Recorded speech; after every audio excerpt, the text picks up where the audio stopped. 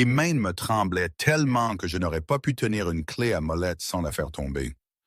Elles n'avaient pas arrêté depuis que le type m'avait plaqué contre le pont élévateur, l'odeur métallique du froid contre ma joue. « Vous êtes Julien Leclerc? » La voix était dure, sans appel. « Oui, c'est moi. Qu'est-ce que... » Je n'ai même pas eu le temps de finir ma phrase que l'officier a tourné mon bras et m'a passé les menottes. Le clic métallique a résonné dans ce silence de mon garage. Un son tellement définitif. Vol aggravé, recel de biens volés, espionnage industriel. Les mots tombaient comme des pierres, lourds et insensés. J'ai balbutié quelque chose sur le fait que je travaillais pour Madame Dupois, que j'étais mécanicien, pas un criminel. Mais personne n'écoutait. Un autre flic est revenu de l'arrière de l'atelier, brandissant un sac en plastique. Dedans, la pompe à injection chromée, celle de la Mercedes, celle que j'attendais pour la finir. « On a trouvé ça dans votre casier », a-t-il annoncé. Mon sang s'est glacé. C'était un coup monté. Pierre, forcément Pierre. Ils m'ont traîné dehors, sous les regards des voisins. Monsieur Hernandez, de l'autre côté de la rue, filmait avec son téléphone. Madame Duval, ma gentille voisine, les mains sur la bouche sur son Porsche, le visage pâle. Charlotte, ma petite fille, elle était à l'école. Dieu merci, elle était à l'école. Mais la honte, putain, la honte, ça m'a brûlé le ventre. Tous ces gens qui m'avaient vu construire ce garage de rien, qui m'avaient porté des plats quand Émilie était partie, et maintenant, ils me voyaient là, comme un vulgaire voyou. Alors qu'un officier me forçait à baisser la tête pour monter dans la voiture de police, j'ai levé les yeux. Une Cadillac Escalade noire, vitre teintée, moteur au ralenti. La vitre arrière s'est baissée d'un pouce. Et là, le visage de Pierre Dubois. Un sourire narquois. Il a levé la main, m'a fait un signe de la main lent, presque amical. Puis la vitre s'est refermée. La sirène a hurlé. Ils m'ont emmené. J'ai crié mon innocence à travers la vitre, mais personne ne m'a entendu. J'étais foutu. Franchement, qu'est-ce que vous auriez fait à ma place? Comment j'en étais arrivé là? Franchement, la veille encore... Non, attends, c'était pas la veille. Ça devait être quelques jours avant. Un mardi soir, je crois, ou un mercredi, je ne sais plus. Ces jours-là se ressemblaient tous, noyés dans la même routine de survie. Mon garage, le garage Leclerc à Vénissieux, c'était ma vie et ma ruine. Un trou sans fond de dette, souvenir de ma femme Émilie, partie trop vite il y a 3 ans, me laissant Charlotte et une montagne de factures médicales. J'avais un avis d'expulsion sur le comptoir, 30 jours, payé ou partez. J'essayais de ne pas y penser, de ne pas pleurer. Pas ce soir-là. Il était tard, la pluie martelait le toit métallique, un vacarme assourdissant. J'allais éteindre quand des phares ont déchiré l'obscurité, blanc et bleu, aveuglant. Une Porsche, ce qui n'avait rien à faire dans le quartier, boitait, des étincelles jaillissant de la roue avant. J'ai soupiré. « On est fermé », j'ai murmuré, « à personne. » Au ciel, à la partie de moi qui voulait juste fuir. Mais la portière s'est ouverte. Une fille est sortie. Sophie, 16 ans peut-être, vêtue d'une robe qui coûtait probablement mon loyer mensuel, maintenant trempée. Elle tremblait, ses dents se claquaient, et elle pleurait. Pas des larmes discrètes, non. Des sanglots profondes, déchirants. Je ne sais pas ce qui s'est passé, a-t-elle bégayé. J'ai vu Charlotte dans ses yeux, dans sa détresse, 10 ans plus tard seule, sous la pluie. J'ai avancé, les mains ouvertes. « Hey, ça va aller, regarde-moi. » Elle a tressailli. « Je ne vais pas te faire de mal, » j'ai dit, d'une voix calme, celle que j'utilisais pour Charlotte quand elle faisait des cauchemars. « Je m'appelle Julien, je suis mécanicien. Tu es juste devant mon garage. C'est la crevaison la plus chanceuse de ta vie. Viens, il fait chaud à l'intérieur. » Elle a hésité. « Je n'ai pas d'argent, » a-t-elle chuchoté. Je l'ai ignoré. « Fiston, » j'ai dit, Rentre avant de finir à l'hôpital. On s'occupera de la voiture. Elle a fait un pas, et là j'ai senti quelque chose se fissurer en moi. Une porte que j'avais gardée close depuis la mort d'Émilie. La porte qui disait « Tu peux encore aider quelqu'un ». Je lui ai donné mon thermos. Du déca, tiède mais chaud. Elle s'y est agrippée comme à un trésor. Je lui ai dit d'attendre. 20 minutes sous la pluie, à genoux. Le pneu était en lambeaux. Le pneu de secours, une galette. Mais ça la ramènerait chez elle. Quand je suis revenu, dégoulinant, elle avait d'arrêter de pleurer. Elle tenait une photo de mon bureau. Charlotte et moi au zoo, riant aux éclats. « Elle est mignonne », a dit Sophie. « C'est un sacré numéro », j'ai répondu, avec le premier sourire que j'ai eu depuis des heures. Mais c'est la mienne. Je l'ai prévenu pour la galette, 40 km/h max, pas d'autoroute. Et le plus important, si tu as besoin d'appeler quelqu'un, tu peux utiliser mon téléphone. La peur est revenue en un instant sur son visage. Non, si j'appelle, ça va empirer. Je dois juste ramener la voiture avant qu'il ne s'en rende compte. Avant qu'il ne s'en rende compte. Pas elle, il. Je n'ai pas insisté. J'ai gribouillé mon numéro sur ma carte de visite au dos. En dessous, 3 mots. Appel si sûr. Prends ça, j'ai dit. S'il se passe quoi que ce soit, n'importe quoi, tu m'appelles, jour ou nuit. Elle l'a prise, la serrant comme Charlotte serrait son lapin en peluche. Merci, Julien, a-t-elle dit. Son regard était étrange, trop vieux pour ses 16 ans. Vous n'êtes pas comme ce que mon père dit des gens d'ici. Cette phrase m'avait frappé de plein fouet. Rentre en sécurité, Sophie. J'ai regardé ses feux arrière disparaître dans la pluie, puis j'ai fermé le garage. Le lendemain matin, ou était-ce 2 jours plus tard, mon souvenir est un peu flou sur les détails, mais la sensation, elle, est restée. La lumière a disparu de mon garage. Pas des nuages, du métal. 3 Cadillac Escalade noirs, identiques, se sont garés en formation, bloquant l'entrée comme un convoi militaire. J'ai posé ma clé, l'estomac serré. La banque, j'ai pensé. Les huissiers. Mais les huissiers ne débarquent pas avec 3 SUV blindés. Une femme est sortie du véhicule du milieu, grande, blonde, en tailleur blanc impeccable. Des lunettes de soleil malgré le ciel gris. Ses talons claquaient sur le béton. 2 hommes la flanquaient, pas des assistants, des gardes du corps, de vrais mastodontes. « Je peux vous aider, madame ?» j'ai demandé en m'essuyant les mains sur un chiffon. Si vous cherchez le détaillant, c'est 2 pâtés de maison plus loin. Vous êtes Julien Leclerc? Sa voix était lisse, précise et glaciale. C'est moi et vous êtes?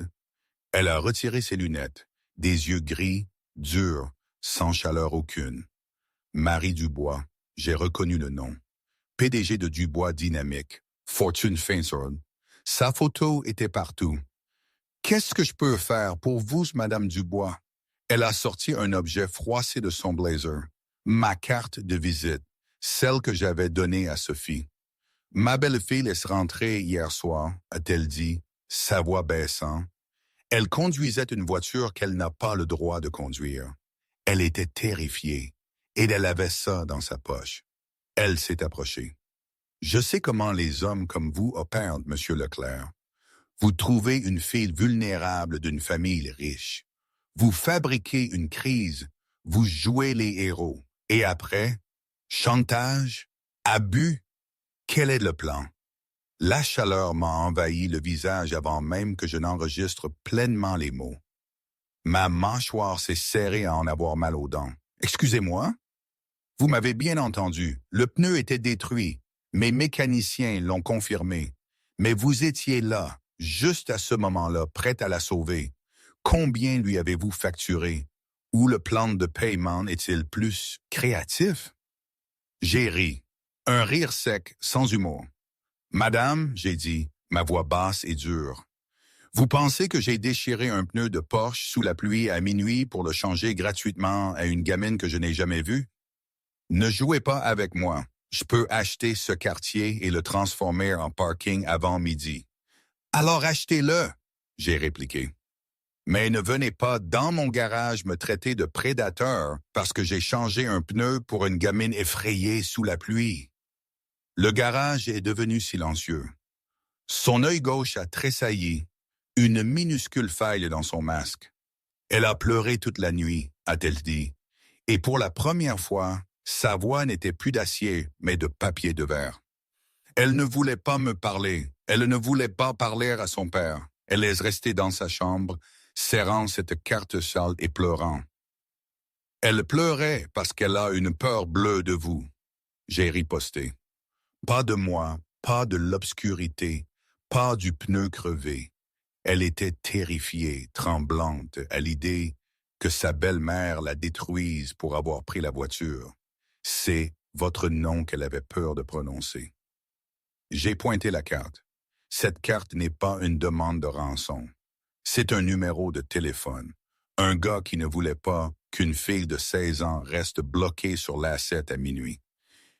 Pelcisseur, je sais que ce concept est peut-être étranger dans votre catégorie sociale, Madame Dubois, mais ici, quand un gamin a des problèmes, on aide. On ne demande pas d'avocat, on ne s'envoie pas de garde du corps. On se met à genoux sous la pluie et on répare le pneu. Elle m'a fixé. Elle a regardé mes mains, cicatrisées, calleuses, de la graisse incrustée si profondément qu'elle ne partirait jamais. Puis mes yeux, bruns, épuisés, mais brûlants d'une honnêteté qu'elle n'avait clairement pas rencontrée depuis des années. « Vous ne lui avez pas fait payer », a-t-elle dit. L'accusation avait disparu de sa voix. Il ne restait qu'une confusion inattendue. « Pas un centime », j'ai dit. Elle a fait signe à ses gardes du corps de se détendre. Elle a ramassé la carte, la tournant entre ses doigts manucurés, lisant l'écriture au dos comme si c'était une écriture sainte. Le climat dans le garage a changé. La menace s'est évaporée, remplacée par quelque chose de plus lourd, de la curiosité, peut-être même une pointe de honte. « Mon mari, Pierre », a dit Marie, le mot « mari » sonnant bizarrement. « Il voulait appeler la police, convaincu que vous étiez un prédateur. Je lui ai dit que je m'en occuperais moi-même. » « Eh bien, » j'ai dit, reprenant ma clé, « vous vous en êtes occupé. Si vous avez fini de m'accuser de crimes que je n'ai pas commis, j'ai une alternative qui me donne du fil à retordre depuis ce matin. » Je lui ai tourné le dos. C'était la chose la plus dangereuse que j'ai faite depuis des années, tourner le dos à une milliardaire. Mais j'étais au-delà de ça. On m'avait traité de pire par de meilleures personnes. J'ai entendu ses talons claquer. J'ai cru qu'elle partait. Elle ne l'a pas fait. Monsieur Leclerc, je ne me suis pas retourné. Julien, je me suis arrêté. Elle avait utilisé mon prénom. Je me suis retourné lentement. Elle tenait sa propre carte de visite. Ma belle-fille, Sophie, ne fait confiance à personne. Elle ne fait pas confiance à ses professeurs, ni à son thérapeute. Elle ne me fait pas confiance. Mais elle vous a fait suffisamment confiance pour prendre cette carte et la serrer toute la nuit comme si c'était la seule chose qui la maintenait en vie. Je n'ai rien dit. J'ai une proposition, a continué Marie.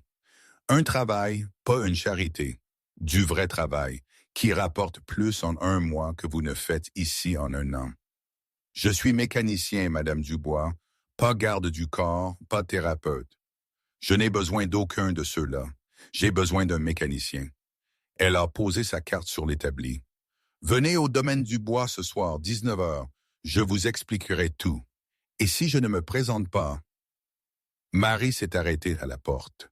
La lumière du soleil encadrait sa silhouette et un instant, elle ressemblait moins à une PDG qu'à une femme au bord de quelque chose qu'elle ne pouvait pas contrôler. J'ai vérifié votre prêt, Julien. Je poste la banque qui détient votre hypothèque sur ce bâtiment. Sa voix était douce maintenant. Pas menaçante, juste factuelle, ce qui, d'une certaine manière, rendait les choses pires. Je ne vous demande pas de me faire confiance. Je vous demande de vous présenter. Elle est montée dans l'escalade. Le convoi est parti sans un bruit. Je suis resté seul dans le garage, une clé dans une main et une carte de visite parfumée dans l'autre. J'ai regardé l'avis d'expulsion. La photo de Charlotte. La carte sale qu'elle m'avait jetée. Appel si sûr. Maintenant, elle était posée sur l'établi comme une grenade dégoupillée. « Qu'est-ce que tu as encore fait, Julien? » J'ai murmuré. J'ai appelé Madame Duval. « Madame dit, vous pouvez garder Charlotte ce soir. Je risque d'être en retard. » « Bien sûr, mon chéri, tout va bien. » J'ai regardé le terrain vide où les 3 SUV noirs s'étaient tenus. J'ai pensé aux yeux d'une milliardaire qui s'était ouvert un instant. J'ai pensé à une fille de 16 ans, serrant une carte de visite sale comme une bouée de sauvetage dans l'obscurité. Je ne sais pas encore, j'ai dit. J'ai raccroché, je me suis tourné vers la Honda et j'ai essayé de me concentrer sur l'alternateur. Mes mains étaient instables maintenant, mais quelque chose dans ma poitrine, quelque chose qui était resté immobile et froid pendant 3 ans, avait commencé à s'éveiller, comme un moteur qui repart après un long hiver. Je ne savais pas ce que Marie Dubois voulait. Je ne savais pas ce qui m'attendait dans ce domaine. Je ne savais pas que le travail qu'elle offrait allait révéler un secret enterré depuis 12 ans, me mettre une cible dans le deuil et me forcer à me battre pour une famille qui n'était pas la mienne et une qui l'était. Tout ce que je savais, c'est que la nuit dernière, une fille pleurait sous la pluie et je l'avais aidée. Et d'une certaine manière, ça avait tout changé. Là, il faut que je fasse une pause parce que honnêtement, toute cette histoire, cette situation avec Marie Dubois et son monde, c'était totalement absurde. Je veux dire, pensez-y, un petit mécanicien de Vénissieux, englué dans ses dettes et son deuil, qui se retrouve embarqué dans la sphère d'une PDG qui pourrait acheter ma famille et tout ce que je possède sans même y réfléchir. Le contraste était violent. Une Porsche luxueuse dans mon quartier, les gardes du corps, le parfum à des milliers d'euros. Dans mon monde, on aurait dit que cette femme était allumée, que ça sentait l'embrouille à plein nez. Mais ce n'était pas une embrouille habituelle, ce n'était pas les combines de petites truands. C'était plus insidieux, plus grande, plus puissant. C'était la rencontre de 2 mondes qui n'auraient jamais dû se croiser, un peu comme si une rivière de banlieue se jetait directement dans l'océan, sans préavis. J'étais méfiant, c'est sûr. On le serait moins. Mais il y avait quelque chose dans ses yeux aussi, derrière l'acier, une fissure, une fêlure que j'avais déjà vue chez des moteurs cassés, des gens abîmés. Et Charlotte avait besoin que j'y aille, que j'explore cette folie. Alors, j'ai rangé mes doutes dans un coin et j'ai continué. Je n'ai pas acheté de nouveaux costumes. Impossible. J'ai ressorti le seul que je possédais, gris anthracite, polyester bon marché, acheté il y a 3 ans pour l'enterrement d'Émilie. Il me serrait aux épaules maintenant, les pantalons trop courts, mais j'ai repassé la chemise à la perfection et j'ai ciré mes bottes de travail jusqu'à ce qu'elles brillent. Charlotte, ma petite fille, est apparue dans l'embrasure de la porte, tenant son lapin en peluche par une oreille. « Tu as l'air chic, papa. » J'ai l'air ridicule, et je souris. J'ai embrassé son front, l'ai déposé chez Madame Duval, et j'ai conduit mon vieux Ford F-150 vers le nord, vers les hauteurs de Fourvière. Le portail seul, en fer forgé, haut de 6 mètres, caméra partout, coûtait probablement plus que mes revenus annuels. Monsieur Albert, le majordome, un homme grand, aux cheveux gris, d'une rectitude impeccable, m'a mené à un ascenseur privé. Nous sommes descendus. Les portes se sont ouvertes sur un garage souterrain qui m'a coupé le souffle. Le sol en époxy poli luisait sous les LED. Des voitures de collection bordaient les murs comme des œuvres d'art.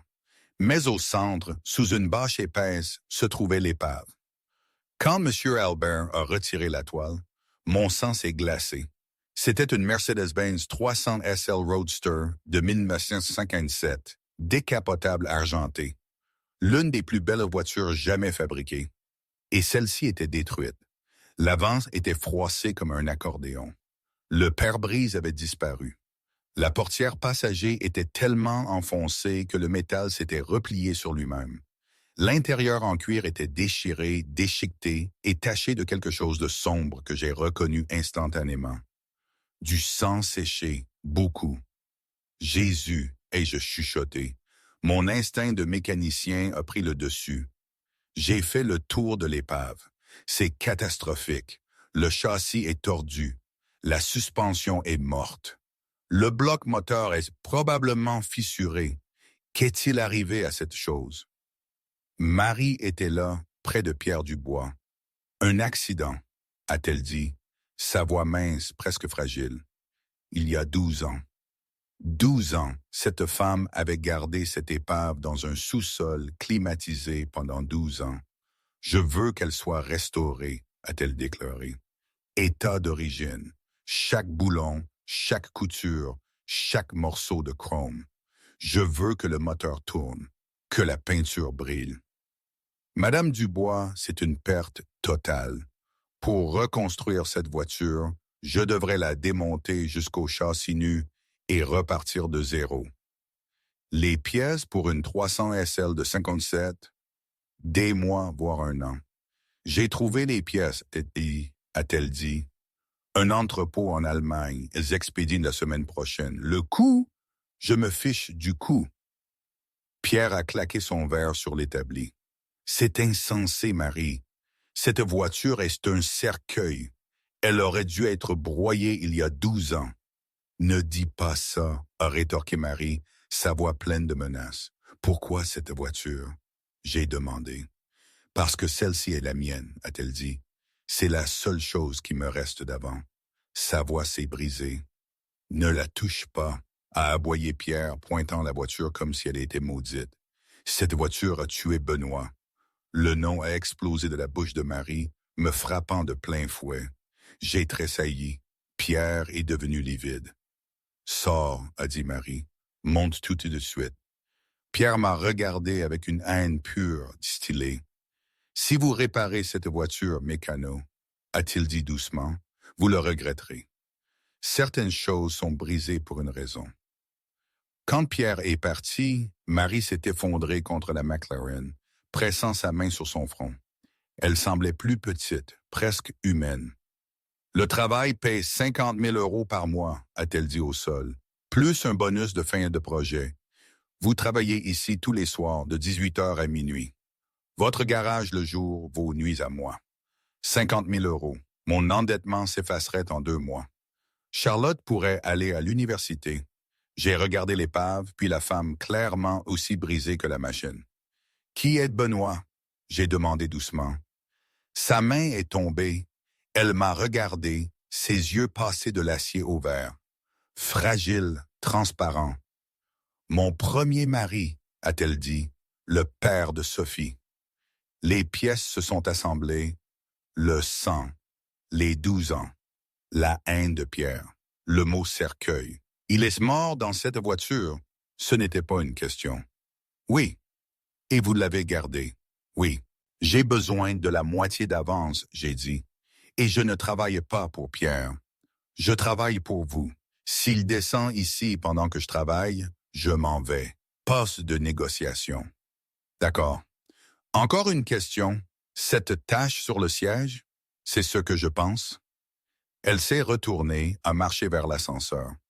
Réparez juste la voiture, Julien, a-t-elle dit sans se retourner. S'il vous plaît. Les portes se sont refermées, seul avec la voiture d'un mort. Qu'est-ce que tu fais, Julien? Parfois, la nuit, alors que la carrosserie brisée et l'odeur persistante de la mort imprégnaient l'air climatisé, mes pensées vagabondaient vers les paroles de mon propre père. Il n'était qu'un simple ouvrier à l'usine, mais il avait une sagesse simple et dure. Ne fais jamais confiance à ce qui brille trop, fils. Il parlait des apparences, des promesses faciles, des escrocs.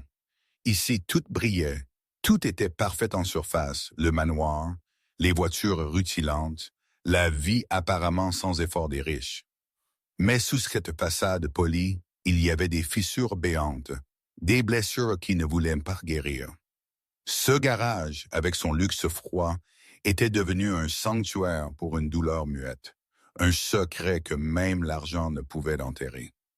C'était une leçon que mon père n'aurait jamais pu m'enseigner. car son monde était trop honnête pour abriter de telles illusions. Scène de l'atelier, vue par Marie Dubois. Il faisait presque nuit quand je suis descendu ce soir-là, avec 2 verres et une bouteille de whisky japonais qui coûtait une fortune. J'étais fatigué, les négociations de la journée m'avaient épuisé. Je m'attendais à trouver Julien, concentré comme d'habitude, sous le capot de ma Mercedes, ou peut-être en train de poncer le châssis. Mais quand les portes de l'ascenseur se sont ouvertes, le spectacle m'a glacé. Sophie était là, assise sur un tabouret, les mains noires de graisse, vêtue d'une de ces salopettes de travail beaucoup trop grandes pour elle. Elle tenait une brosse métallique, un long trait de cambouis sur la joue, et elle riait.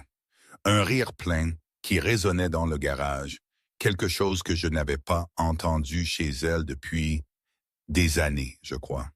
C'était la première fois qu'elle ne portait pas son sweat à capuche et son casque retranché dans son monde.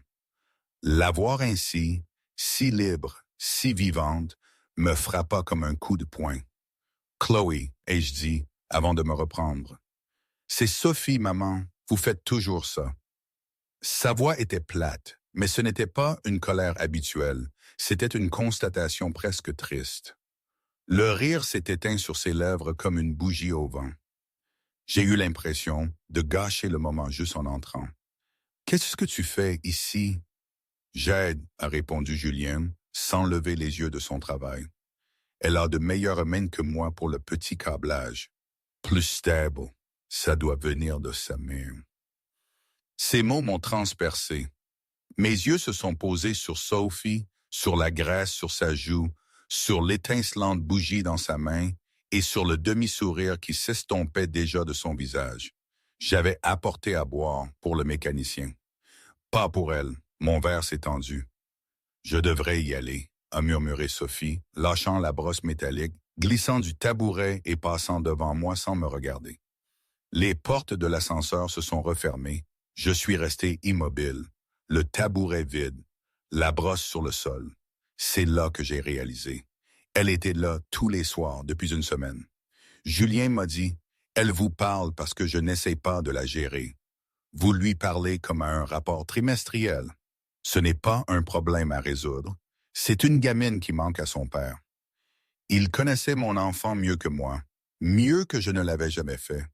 Ce soir-là, en écoutant Julien parler de Benoît, mon premier mari, j'ai tout laissé s'effondrer.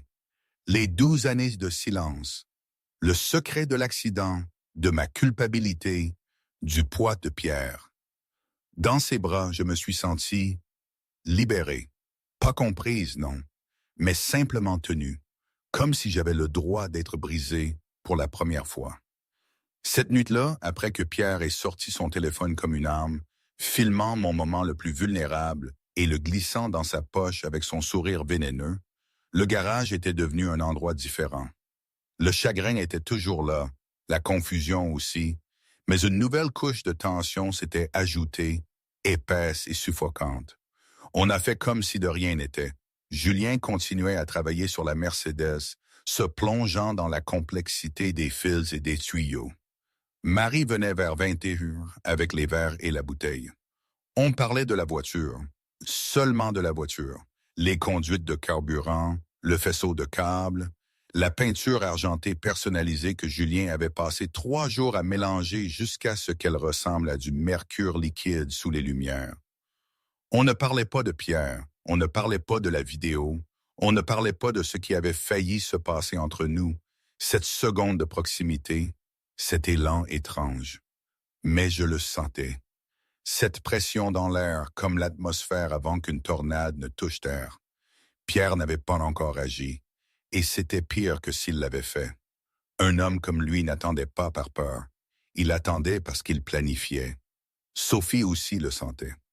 Où elle continuait de descendre tous les soirs, mais elle était plus silencieuse. Elle ponçait quand Julien lui demandait de poncer. Elle lui tendait des outils quand il en avait besoin. Mais la conversation facile, les rires, s'étaient retirés, comme la mer avant d'une vague. « Tu es silencieuse ce soir », a dit Julien un mercredi, allongé sous le châssis, serrant un boulon de suspension. « Toi aussi, a répondu Sophie depuis son tabouret. Je suis toujours silencieux quand je suis sous une voiture. C'est la concentration. Non, tu es silencieux parce que tu as peur de Pierre. Julien a glissé dessous la voiture et l'a regardée. Elle était assise en tailleur sur le tabouret, un chiffon à polir sur les genoux, la mâchoire serrée. Je n'ai pas peur de Pierre. Alors tu es bête, il est dangereux. Julien, tu ne le connais pas comme moi. Raconte. Sophie a tordu le chiffon entre ses mains. Il a épousé ma mère pour l'argent. Tout le monde le sait. Mais ce n'est pas seulement l'argent. Il veut le pouvoir. Il veut être celui dont les gens ont peur. Et quand il n'obtient pas ce qu'il veut, il ne crie pas. Il ne jette pas de bosse. Il démonte les gens tranquillement, comme on arrache les fils de quelque chose jusqu'à ce que ça ne fonctionne plus. Il t'a fait ça? Sophie n'a pas répondu. Elle a dénoué le chiffon et a commencé à polir une pièce de garniture chromée avec une concentration clairement forcée. Julien, il m'a dit un jour que si jamais je l'embarrassais en public, il s'assurerait que je finisse dans un internat en Suisse où personne ne parle anglais. J'avais 11 ans. Elle a levé les yeux. Il ne plaisantait pas. Ta mère, c'est ça? Ma mère, c'est tout. Elle ne peut juste rien faire. Pierre a quelque chose sur elle.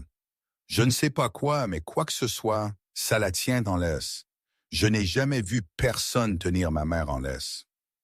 Julien s'est essuyé les mains sur un chiffon et s'est assis sur le chariot de mécanicien en face d'elle. Sophie, écoute-moi. Quoi qu'il se passe entre ta mère et Pierre, quoi qu'il se passe avec cette voiture, j'ai besoin que tu saches quelque chose. Tu as mon numéro. Cette carte que je t'ai donnée, ce n'est pas juste pour les pneus crevés.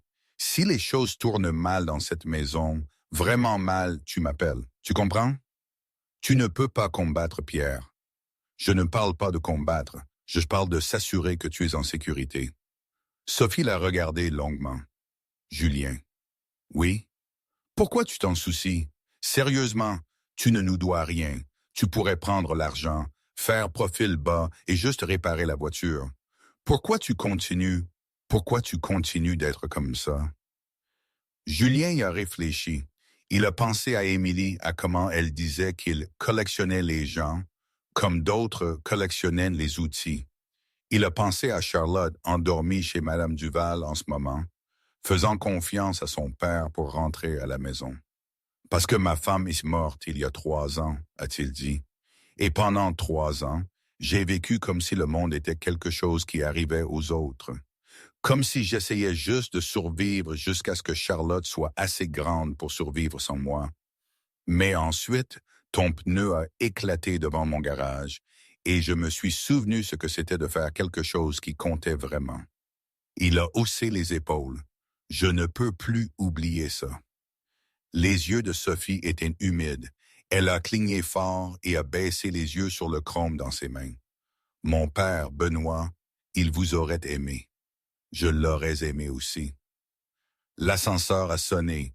Ils ont levé les yeux, mais c'était juste M. Albert apportant un plateau de sandwich et une carafe de limonade que personne n'avait demandé, mais dont tout le monde avait besoin. Compliment de Madame Dubois, a dit M. Albert d'un léger signe de tête, posant le plateau. Il a regardé Sophie, puis Julien, et quelque chose a traversé son visage. Pas tout à fait un sourire, mais quelque chose d'approchant. Il est parti sans un mot. Julien a pris un sandwich. Dinde sur pain de seigle. C'était la meilleure chose qu'il ait mangée depuis une semaine. « Monsieur Albert vous aime bien, » a dit Sophie, en prenant un sandwich elle aussi. « Il n'aime personne. Je suis très charmant. Tu as de la graisse sur le front. Comme je l'ai dit, charmant. » Elle a ri. Un rire léger, mais réel. Et Julien s'y est accroché comme un homme tient une allumette dans l'obscurité. Le jeudi matin, le chèque de Marie a été encaissé. Le vendredi, j'ai remboursé ma dette à la banque. Le samedi, j'ai acheté de nouvelles chaussures à Charlotte et un vélo violet avec des rubans. Elle l'a fait rouler sur le trottoir en criant de joie pendant que Madame Duval applaudissait de son Porsche. Pour la première fois depuis 3 ans, je ne me noyais plus. Mais le domaine du bois me tirait vers le fond d'une autre manière. Le lendemain, le vendredi dont je parlais au début de cette histoire, a commencé comme n'importe quel autre. J'étais au garage Leclerc à 7h30. Une berline pour une vidange à 8h, un remplacement de frein à 10h, et rien après parce que les affaires étaient de nouveau au ralenti. L'argent de Marie avait effacé mes dettes, mais le garage lui-même perdait toujours de l'argent. Je m'en fichais. Pour la première fois depuis des années, Charlotte avait de nouvelles chaussures et un frigo plein. Je me suis glissé sous la berline à 8h15, sifflant du Springsteen, pensant au week-end. On irait à l'aquarium. J'allais lui prendre une de ses pieuvres en peluche hors de prix. Elle le méritait.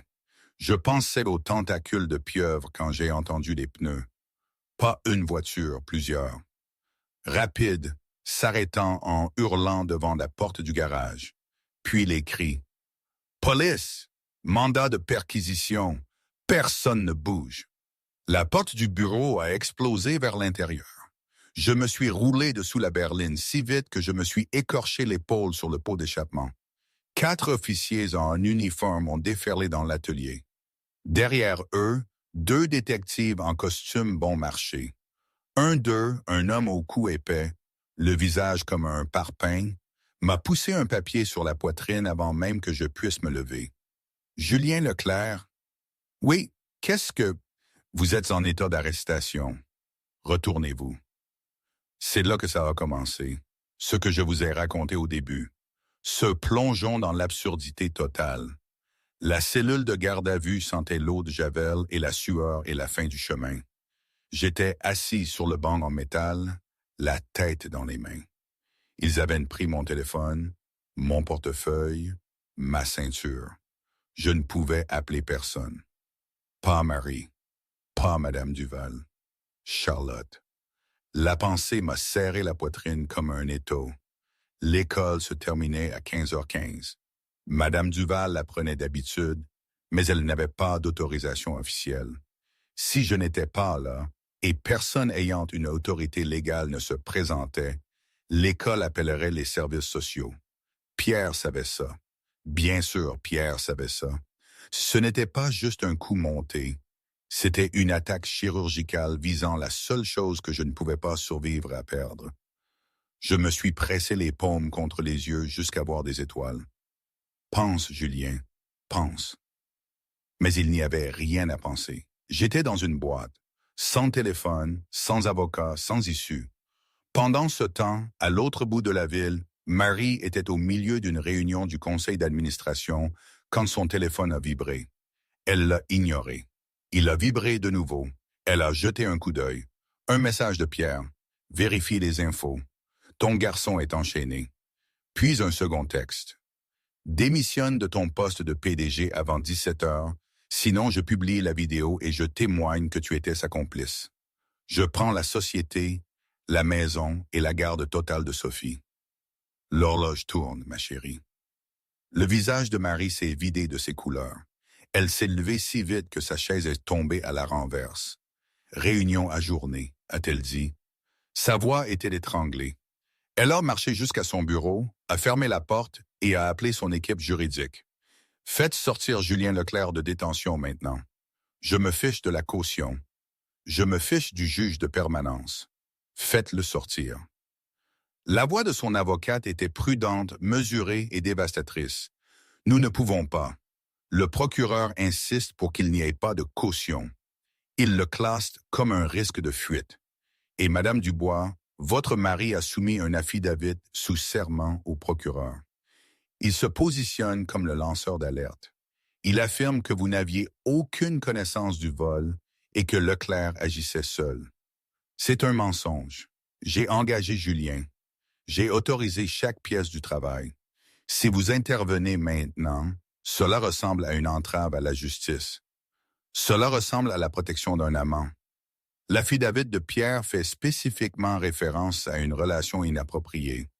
Si vous intervenez, vous confirmez son récit et lui donnez des motifs pour vous retirer du conseil.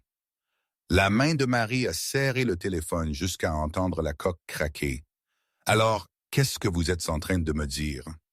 Je vous dis que Pierre a construit cela très soigneusement. Si vous aidez Leclerc, vous perdez la société. Si vous ne l'aidez pas, il va en prison et vous perdez. Marie a jeté le téléphone. Il a heurté la fenêtre et s'est brisé en 3 morceaux sur le parquet. Elle s'est effondrée dans son fauteuil en cuir et a pressé les 2 mains à plat sur le bureau. Sa ville s'étendait en contrebas à travers les fenêtres du sol au plafond. Elle possédait la moitié des bâtiments qu'elle pouvait voir. Elle avait 3 milliards d'euros d'actifs liquides et elle ne pouvait pas passer un seul coup de fil pour sauver le seul homme qui l'avait fait se sentir humaine depuis 10 ans. Pierre l'avait mise échec et mat. Chaque mouvement qu'elle pouvait faire menait à sa victoire. Aider Julien et confirmer l'aventure. Perdre la société. Perdre Sophie. Tout perdre, ne rien faire et Julien pourrit dans une cellule pendant que sa fille est prise par les services sociaux. Elle a fermé les yeux.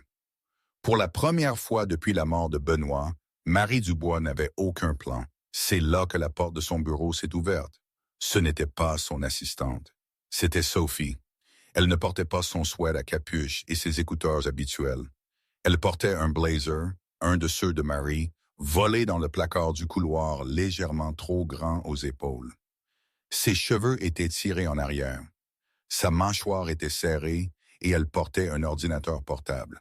« Il n'a rien fait », a dit Sophie. « Je sais qu'il n'a rien fait. »« Je sais », a répondu Marie, la voix rauque, « mais je ne peux pas le prouver. Pierre a tout planifié parfaitement. Il n'y a aucune preuve. »« Pierre est un idiot », a dit Sophie. Elle a traversé le bureau et a posé l'ordinateur portable sur le bureau de Marie. Elle l'a ouvert, a tapé pendant 10 secondes et a tourné l'écran vers sa mère. Il pense que parce qu'il paye pour le système de sécurité, il contrôle toutes les caméras. Il a effacé les images du garage de la nuit dernière. Il pensait que c'était suffisant, mais il a oublié la sauvegarde cloud. Marie s'est redressée. Quelle sauvegarde cloud? La nanny cam, celle qu'il a installée dans le garage il y a 2 mois pour vous espionner, vous et Julien. Il l'a installée lui-même. Il n'a pas utilisé le système de la maison, donc elle se sauvegarde sur un serveur cloud séparé. Il a effacé les caméras principales, mais il ne sait même pas que celles-ci existent sur un réseau différent. Sophie a appuyé sur Entrée. Une vidéo a rempli l'écran. Vision nocturne granuleuse teintée de vert. Horodatage, 3h07 du matin. Le garage. La Mercedes presque terminée, luisante sous les lumières d'urgence. Les portes de l'ascenseur se sont ouvertes. Pierre est sorti. Il n'était pas seul. Un homme en sweat à capuche sombre le suivait, le visage à moitié couvert. Pierre s'est dirigé directement vers la voiture. Il a tiré une boîte à outils de sous l'établi et l'a ouverte. Il a retiré la pompe à injection chromée, la même que celle qui avait été trouvée dans le casier de Julien, et l'a tendue à l'homme au sweat à capuche. « Plante-la dans son casier à l'atelier », a dit Pierre dans la vidéo. Sa voix était faible, mais parfaitement claire. « Mur du fond, étagère du haut, fais en sorte qu'il ait l'air de l'avoir caché à la hâte. »« Et qu'après ?» a demandé l'homme. « Prêt, rien, tu pars. J'appelle la police à 9h pile, tu n'es jamais là. » Pierre a fouillé dans sa veste et a sorti une enveloppe blanche. Il l'a tendue à l'homme et aujourd'hui, franchement, je ne sais pas. La voiture de Benoît, la magnifique 300 SL, est achevée, plus belle que le jour où elle est sortie d'usine. Un chef-d'œuvre. Pierre a été démasqué, les images ont parlé et le coup monté a échoué lamentablement. Il a disparu des radars, sa réputation en lambeaux, sa mainmise sur Marie brisée. Marie et Sophie, elles se parlent vraiment maintenant. Elles construisent quelque chose de nouveau, de plus solide. Et moi? Mon garage tourne à plein régime, ma dette est un lointain souvenir. J'ai même pris un stagiaire, un jeune du quartier. Charlotte est ravie de son vélo et de ses nouvelles chaussures, et elle n'a plus à craindre que son père finisse derrière les barreaux. On est en sécurité. Pour la première fois depuis des années, il y a de la lumière. Mais cette lumière est venue d'une Porsche crevée, d'une femme brisée, d'un monde que je n'aurais jamais imaginé. Est-ce que tout est résolu? Je ne crois pas. La vie, c'est pas un film. Les cœurs brisés ne se réparent pas toujours parfaitement. Et les nouvelles connexions sont fragiles. C'était juste un pneu crevé un soir de pluie, mais ça a ouvert une porte sur la complexité, la douleur, mais aussi l'espoir inattendu. Je suis là, je travaille, je vis. C'est peut-être ça, le happy ending. Pas parfait, mais réel. Et c'est déjà beaucoup, non? Le type l'a ouverte, a fait glisser son pouce sur les billets, a hoché la tête et est parti vers l'ascenseur, une pompe à injection dans une boîte sous le bras. Pendant un instant, Pierre est resté seul dans le garage. Il a regardé la Mercedes, sa belle peinture argentée, son moteur remis à neuf, son intérieur en cuir flambant neuf. Puis, il a ramassé une clé sur mon établi. Il l'a pesée dans sa main et une seconde, j'ai cru qu'il allait la jeter contre le capot de la voiture. Il ne l'a pas fait. Il a reposé la clé, a ajusté sa veste et est parti. La vidéo s'est arrêtée. Marie fixait l'écran, la main sur la bouche. Elle a regardé sa fille, l'a vraiment regardée, peut-être pour la première fois depuis des années. « Comment as-tu trouvé ça? » a chuchoté Marie.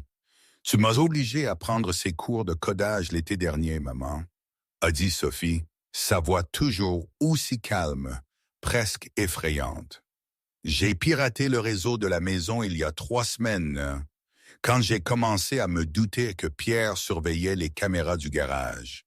J'ai trouvé la sauvegarde cloud de la Nannycam sur une IP séparée. Il ne sait même pas qu'elle est là. » Marie a hésité. « Sophie, c'est un crime, tu sais. C'est un crime, pas le nôtre, pas celui de Julienne, » a répondu Sophie. Marie s'est levée lentement. Ses jambes étaient instables. « Quand? Depuis combien de temps, maman? » La voix de Sophie était ferme, claire et bien plus âgée que ses 16 ans. « Julien est en prison en ce moment même. Sa fille sort de l'école dans 2 heures. Si personne ne vient la chercher, les services sociaux la prendront. On n'a pas le temps pour que tu sois émerveillée. On a le temps d'agir. » Marie a regardé sa fille. Elle y a vu Benoît. Elle s'y est vue elle-même. Elle y a vu quelque chose qu'elle n'avait pas vu depuis 12 ans. Quelqu'un en qui elle pouvait avoir entièrement confiance. « Quelqu'un d'autre est au courant de cette vidéo? » a demandé Marie. « Non. Pierre sait que tu l'as trouvé? » Si c'était le cas, on n'aurait pas cette conversation. Marie a contourné le bureau. Elle a pris le visage de Sophie dans ses 2 mains et l'a embrassée sur le front si fort que ça a laissé une marque. « Monte dans la voiture, » a dit Marie. « On va au commissariat. » Sophie a fermé l'ordinateur portable et l'a glissé sous son bras. « Maman, oui? Julienne m'a dit une fois que les parents n'étaient que des gens, que vous faisiez tous semblant. » Sophie a marqué une pause. « Arrête de faire semblant. Sois juste ma mère, là, tout de suite. » Les yeux de Marie se sont embués. Elle a cligné des paupières pour repousser les larmes. « Je suis ta mère, là, tout de suite. Alors, allons le chercher. » Elles sont sorties du bureau ensemble. L'assistante de Marie s'est levée quand elles sont passées. « Mademoiselle Dubois, vous avez un rendez-vous à 14 heures. »« Annule tout, » a dit Marie sans ralentir. « Annule le reste de la semaine. » Les portes de l'ascenseur se sont refermées. Sophie a appuyé sur le bouton du parking souterrain. Dans le mur miroir de l'ascenseur, Marie a aperçu leur reflet. Elle-même en chemisier de soie et talons. Sophie dans un blazer volé et des baskets. Toutes 2 pâles et terrifiées, avançant vers la même cible avec la même fureur. Pour la première fois, elles ressemblaient à une mère et sa fille. L'escalade a démarré en trombe du parking de Dubois dynamique, filant à toute vitesse. Marie conduisait. Sophie était sur le siège passager, son ordinateur portable ouvert, téléchargeant la vidéo et en enregistrant 3 copies sur 3 comptes cloud différents. Si Pierre arrive à la police en premier et invente son histoire, a commencé Sophie. Il n'y arrivera pas, a dit Marie. Il pense que je suis paralysé. Il pense que l'ultimatum m'a cloué. N'est-ce pas le cas? Marie a regardé sa fille. Si, il y a 15 minutes, si, puis tu es entré dans mon bureau avec mon blazer. Sophie a esquissé un sourire. C'est un beau blazer, il te va mieux. Elles ont roulé en silence pendant 3 pâtés de maison. Puis Sophie a parlé à nouveau doucement. Maman, oui, quand tout ça sera fini, après qu'on ait sorti Julien, tu pourras me parler de papa, de Benoît, pas de la voiture, pas de l'accident, juste lui, qui il était, ce qu'il aimait, ce qui t'a fait tomber amoureuse de lui. Marie a serré le volant, la gorge nouée. Elle a traversé un carrefour au feu jaune et ne s'est pas fait confiance pour parler pendant 30 secondes. Oui, a-t-elle finalement dit, je te raconterai tout. Promis? Promis. Le commissariat était à 12 minutes. Sophie a appelé Madame Duval avec le téléphone de secours de Marie et lui a dit que Julien était pris avec une urgence de voiture et qu'elle pouvait, s'il vous plaît, aller chercher Charlotte à l'école. Madame Duval a dit « Bien sûr, ma chérie, tout va bien. » Sophie a dit que tout allait bien. Elle a utilisé la même voix posée que Julien employait quand il mentait pour éviter que les gens ne s'inquiètent. Elle avait appris ça de lui. 3 semaines à poncer la rouille et à nettoyer les bougies, et elle avait appris à garder son sang-froid auprès d'un homme qui n'avait rien, sauf la capacité de rester calme quand le monde s'effondrait autour de lui. Marie a garé l'escalade sur le parking du commissariat et a coupé le moteur. Elle s'est regardée dans le rétroviseur, mascara intact, yeux clairs, mâchoire serrée. « Prête? » a demandé Sophie. « Prête? » Elles sont sorties de la voiture. Marie a franchi les portes du commissariat comme si elle entrait dans une salle de conseil qu'elle avait l'intention de réduire en cendres. Sophie était un pas derrière elle, son ordinateur portable serré contre sa poitrine. Le sergent d'accueil a levé les yeux. « Je peux vous aider? Je dois voir le commandant, » a dit Marie. « Tout de suite. »« Madame, vous ne pouvez pas juste... » « Je m'appelle Marie Dubois. Mes impôts ont construit ce bâtiment. Allez chercher le commandant ou je le trouverai moi-même. » Le sergent a décroché son téléphone. 5 minutes plus tard, elles étaient dans le bureau du commandant. Le détective à la nuque épaisse était là, appuyé contre le mur, les bras croisés, l'air satisfait de son travail du matin. « Madame Dubois, » a dit le commandant avec prudence, « nous étions en train de traiter les documents concernant votre employé. C'est une affaire simple. Les biens volés ont été trouvés dans son... Les biens volés ont été placés, a dit Marie, et j'ai la preuve. » Le détective s'est raidi. « Madame Dubois, avec tout le respect que je vous dois, les preuves... » « Sophie, » a dit Marie, « montre-leur. » Sophie a posé l'ordinateur portable sur le bureau du commandant, l'a ouvert et a appuyé sur lecture. Le bureau est tombé dans un silence de mort. Le commandant s'est penché en avant. Le détective a décroisé les bras. Ils ont regardé Pierre Dubois retirer la pompe à injection de la Mercedes à 3 heures du matin. Ils l'ont vu l'attendre à un inconnu. Ils l'ont entendu dire, amplifié maintenant par le système sonore de la salle de bal, clair comme une confession, « Plante-la dans son casier à l'atelier. J'appelle les flics à 9 heures pile. » La vidéo s'est arrêtée. Le visage du détective était passé du rouge brique au blanc papier. Il a regardé le commandant. Le commandant fixait l'écran avec l'expression d'un homme qui venait de réaliser qu'il avait été utilisé comme une arme. « Vous avez reçu un tuyau de Pierre Dubois ?» a dit le commandant au détective. Ce n'était pas une question. Il a dit qu'il avait des preuves.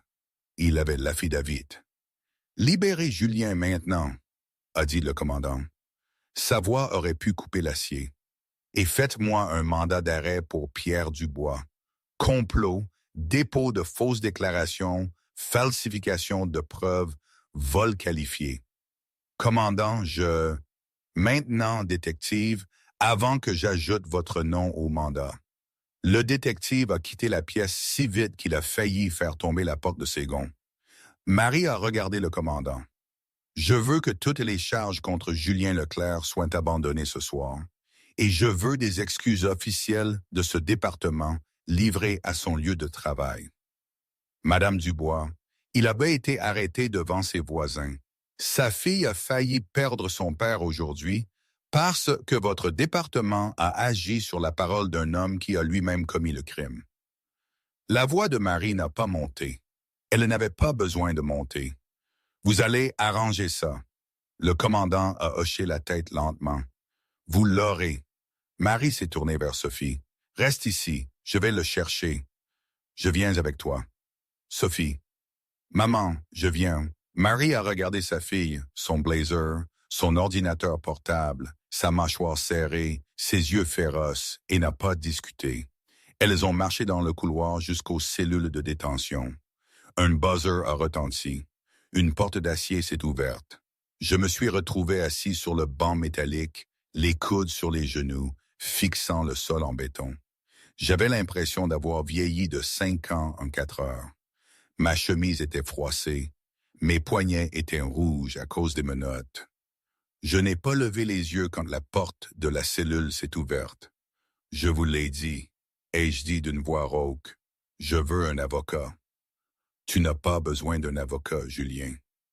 J'ai levé la tête. Marie se tenait dans l'embrasure de la porte.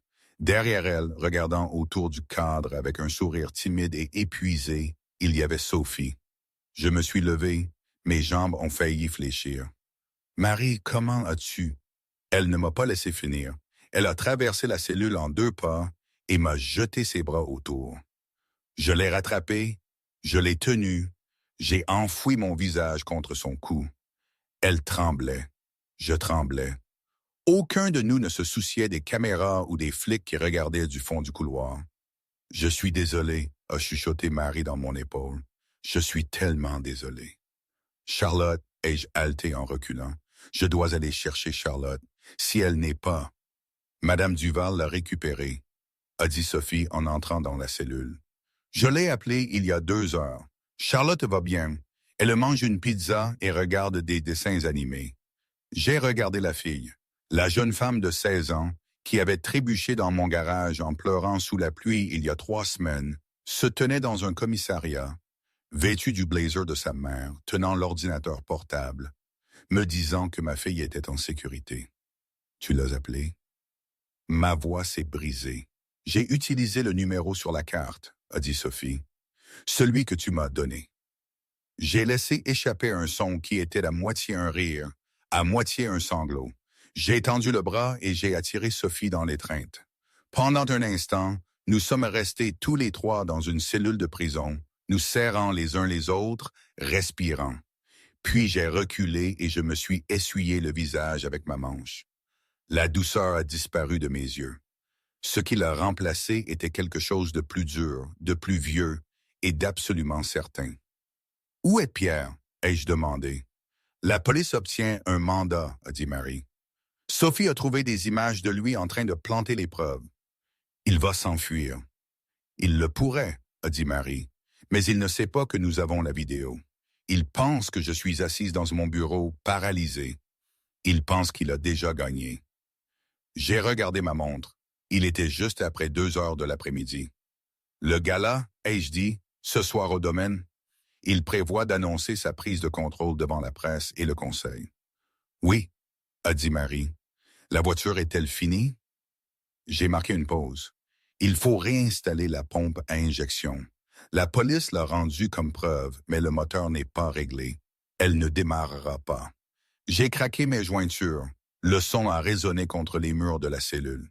« Ramenez-moi au garage, ai-je dit. Je peux la faire tourner en 2 heures. Julien, tu viens de passer 4 heures en cellule de détention. » Il a essayé de me prendre ma fille.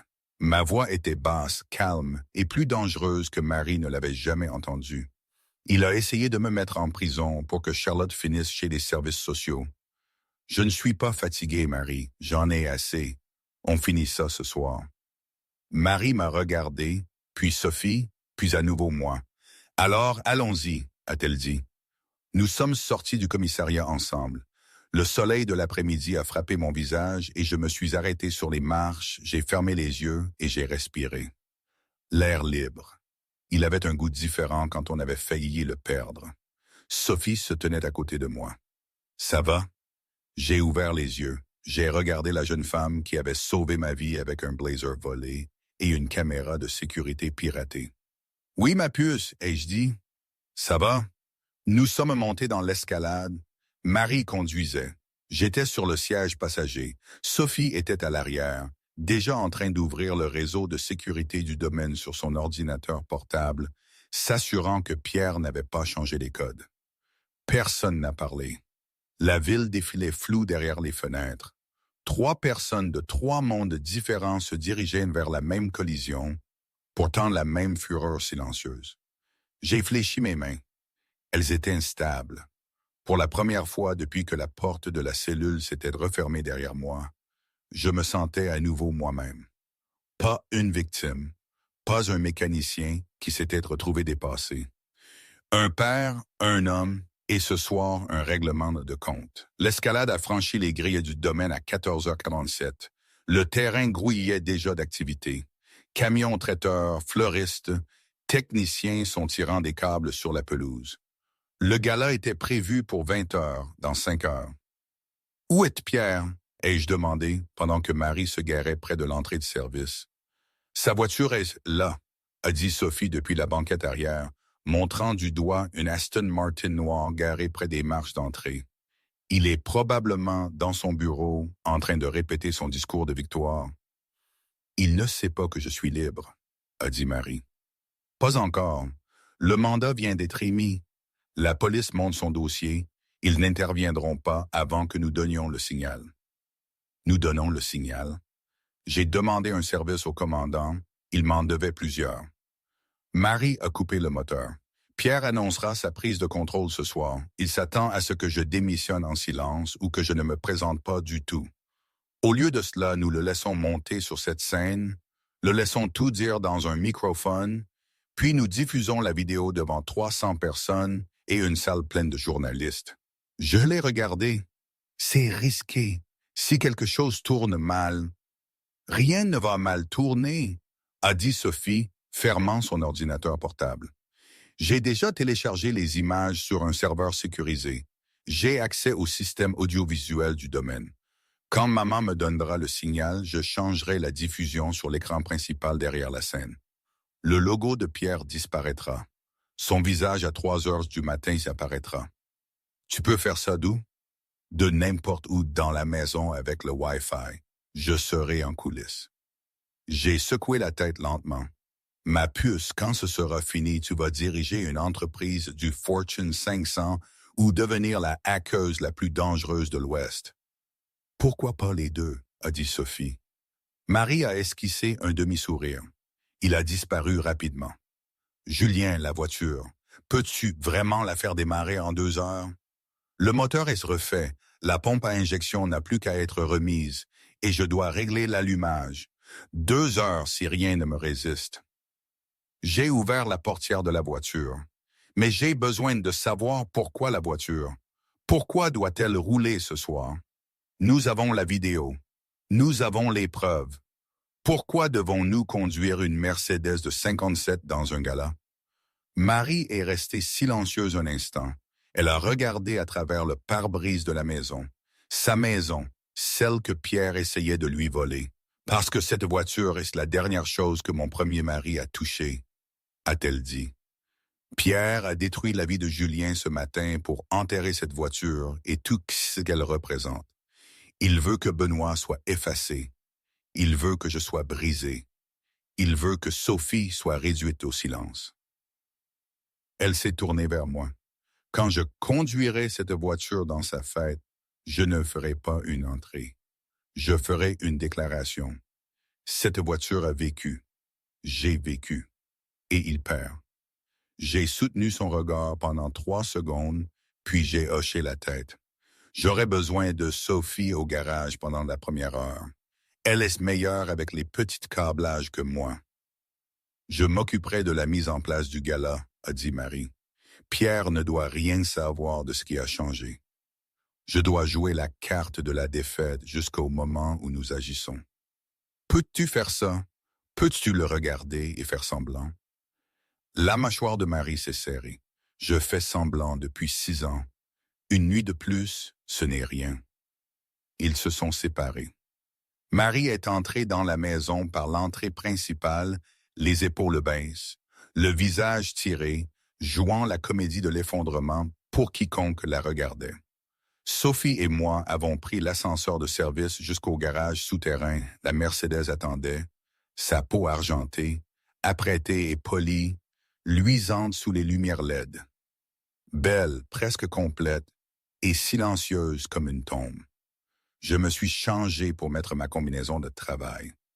Sophie a tiré un tabouret vers l'établi et a ouvert le sac de preuves contenant la pompe à injection. Le chrome a capté la lumière. Pierre a eu ses mains là-dessus, a dit Sophie doucement, tournant la pièce. Je sais. Ça te dérange? Je la nettoierai. J'ai pris de la pompe et l'ai examinée sous la lampe de travail. Aucun dommage. Pierre ne l'avait pas rayée. Il avait été trop prudent, trop délibéré.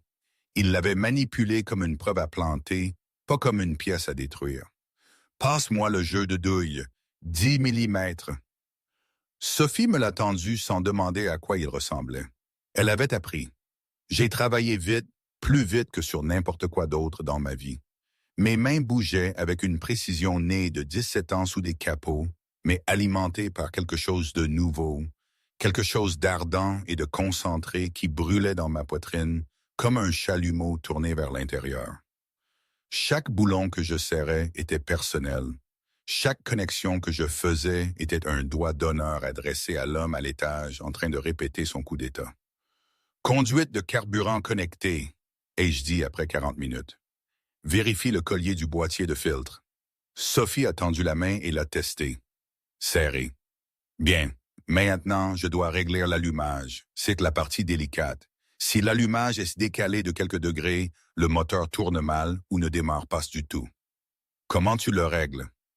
À l'oreille surtout, et au feeling. Tu écoutes le moteur trouver son rythme. C'est comme accorder une guitare, sauf que la guitare pèse une tonne et roule à l'essence. Romantique. Tais-toi et passe-moi la lampe stroboscopique. Nous avons travaillé pendant 1 heure de plus. Sophie tenait la lumière pendant que je réglais le distributeur, le faisant pivoter d'une fraction de degré à la fois. Je lui expliquais, non pas parce qu'elle avait besoin de savoir, mais parce que parler gardait mes mains stables et mon esprit loin de l'image du visage de Pierre, dans la fenêtre de l'escalade, me faisant signe au revoir tandis que la voiture de police s'éloignait. D'accord, ai-je dit finalement, en reculant. La sueur coulait sur mes tempes. Ma combinaison était trempée dans le dos. Le moment de vérité. Mets-toi derrière moi. Pourquoi derrière toi? Parce que si ce moteur fait un retour de flamme, je préfère prendre les éclats plutôt que d'expliquer à ta mère pourquoi sa fille a perdu un sourcil. Ce n'est pas comme ça que les moteurs... Derrière moi, Sophie. Elle s'est placée derrière moi. Je me suis penché dans l'habitacle, j'ai tourné la clé en position accessoire et j'ai écouté. La pompe à carburant a ronronné. Les jauges ont clignoté. J'ai appuyé sur l'embrayage, mis au point mort et tourné la clé à fond. Le démarreur a tourné 1 fois, 2 fois, 3 fois. Rien. Allez, ai-je chuchoté. Allez, ma belle. Tu dors depuis 12 ans. Il est temps de te réveiller. J'ai tourné la clé à nouveau. Le démarreur a grindé. Le moteur a toussé, un son sec, crépitant, et s'est éteint. Julien, a chuchoté Sophie. J'ai fermé les yeux. J'ai écouté. J'ai ajusté le starter d'une fraction vers la gauche. J'ai pompé 1 fois, juste 1 fois, sur la pédale d'accélérateur et j'ai tourné la clé. Le moteur a pris. Il n'a pas seulement démarré, il a rugi. Un son profond, guttural, magnifique, qui a rempli le garage souterrain et a vibré dans ma poitrine comme un second battement de cœur. Le moteur 6 cylindres en ligne de la Mercedes-Benz, reconstruit à partir des os avec des pièces expédiées de Stuttgart, s'est réveillé après 12 ans de silence et s'est annoncé comme s'il n'était jamais parti. Sophie a crié non pas de peur, mais de pure joie électrique. Elle m'a attrapé le bras et a sauté de joie. Tu l'as fait. Oh mon Dieu, tu l'as fait. J'ai doucement fait rugir le moteur. Le son était doux. Parfait même. Pas de cliquetis, pas d'hésitation, juste de la puissance, propre et vivante. J'ai coupé le contact et je me suis appuyé contre l'aile. Mes jambes tremblaient, mes mains tremblaient. Je souriais si fort que mon visage me faisait mal. Elle tourne, ai-je dit. Elle tourne, a répété Sophie, les larmes coulant sur ses joues. Je l'ai serrée dans mes bras. Ton père avait de bonnes bases sur cette chose, ai-je dit doucement. Le châssis a tenu. Après tout, l'accident, les années, Pierre, le châssis a tenu. Sophie a pressé son visage contre ma combinaison et a pleuré. Pas des larmes de tristesse, de libération, de soulagement. Quelque chose qui s'était cassé depuis 12 ans se remettait en place. L'ascenseur a sonné. Nous nous sommes séparés. Marie est sortie. Elle portait un peignoir, ses cheveux à moitié coiffés, du maquillage sur un seul œil. Elle s'est figée en entendant le moteur qui refroidissait. C'est « Elle tourne? Elle tourne » ai-je dit. La main de Marie s'est portée à sa bouche.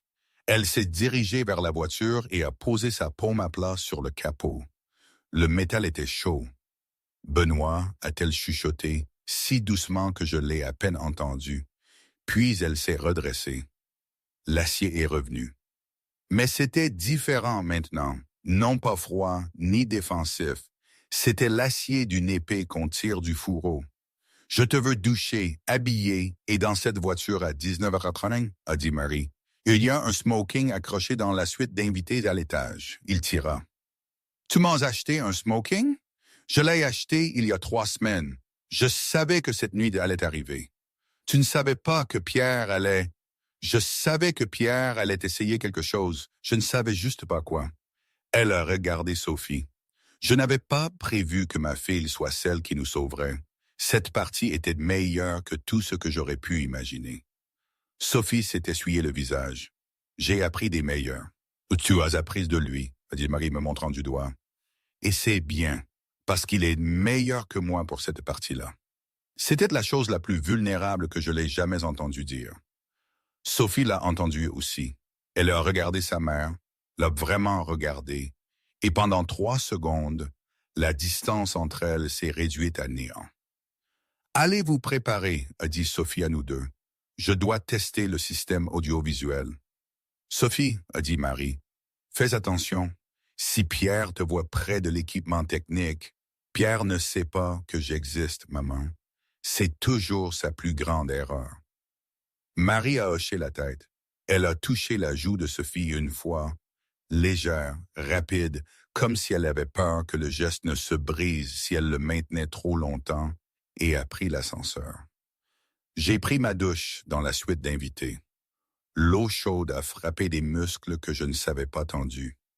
Je suis resté sous le jet pendant 5 minutes, les mains appuyées contre le carrelage, laissant la journée s'écouler. La prison, les menottes, le sourire de Pierre.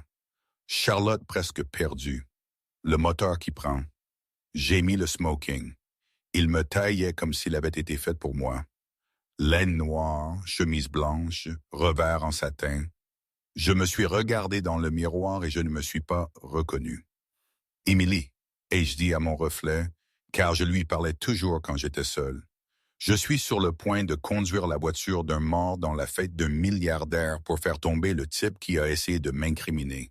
Si ça tourne mal, Madame Duval a le classeur d'urgence. Dis à Charlotte que je l'aime. J'ai ajusté ma cravate, j'ai pris une inspiration et je suis descendu. Le gala se remplissait vite. Des voitures noires bordaient l'allée. L'élite lyonnaise entrait en vague. Des cadres de la tech, des politiciens, des membres du conseil, des journalistes avec leurs caméras. Ils pensaient tous être là pour un événement corporatif. Ils n'avaient aucune idée de ce qui allait arriver. Pierre se tenait au podium, faisant un test de son. Il avait l'air soigné, confiant et complètement en contrôle. Il avait changé pour un costume anthracite avec une pochette rouge. Ses cheveux étaient parfaits. Son sourire était entraîné. Il vérifiait son téléphone toutes les 2 minutes, attendant la confirmation que Marie avait démissionné. Elle n'est jamais venue. À 19h, Marie m'a envoyé un message. C'est l'heure. Sam, j'étais déjà au garage. La Mercedes était chaude. Le moteur tournait au ralenti, doux et bas. J'ai passé ma main sur le volant. Le cuir que Sophie m'avait aidé à coudre, le chrome que Marie avait poli de ses propres mains un mardi soir. Très bien, Benoît, ai-je dit doucement. Allons rencontrer les invités. J'ai mis la voiture en marche et l'ai conduite sur la rampe jusqu'au niveau de service. Je me suis arrêté derrière les portes de la terrasse de la salle de bal, d'immenses doubles portes qui menaient directement de la pelouse arrière à l'espace principal de l'événement. Le plan était simple, attendre que Pierre commence son discours. Le laisser s'engager dans le mensonge, puis entrer. Marie m'a rejoint aux portes. Elle portait une robe rouge qui lui allait comme si elle avait été conçue pour la guerre. Elle est montée sur le siège passager sans un mot. « Tu as l'air, ai-je commencé. « Ne dis rien, a-t-elle dit. Si tu me dis quelque chose de gentil en ce moment, je vais pleurer. Et je ne peux pas me permettre de pleurer à nouveau tant que ce ne sera pas fini. » D'accord. Nous sommes restés assis dans l'obscurité, le moteur tournant au ralenti, écoutant la voix amplifiée de Pierre filtrer à travers les portes. « Mesdames et messieurs, merci. » Il a toussé. « De votre présence. Ce soir devait être une célébration de la restauration, de l'héritage, de la vision. Mais malheureusement, en raison de circonstances imprévues, impliquant une mauvaise gestion et une instabilité personnelle, Marie Dubois ne se joindra pas à nous ce soir. » La mâchoire de Marie s'est serrée.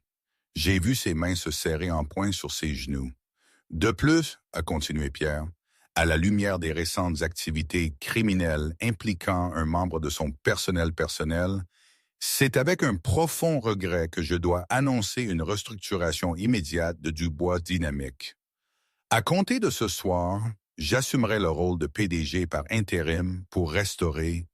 Maintenant, ai-je demandé, c'est maintenant. J'ai fait vrombir le moteur. Le son a traversé la salle de bal comme un coup de tonnerre. Même à travers les portes, nous pouvions entendre la foule se taire. J'ai mis la première.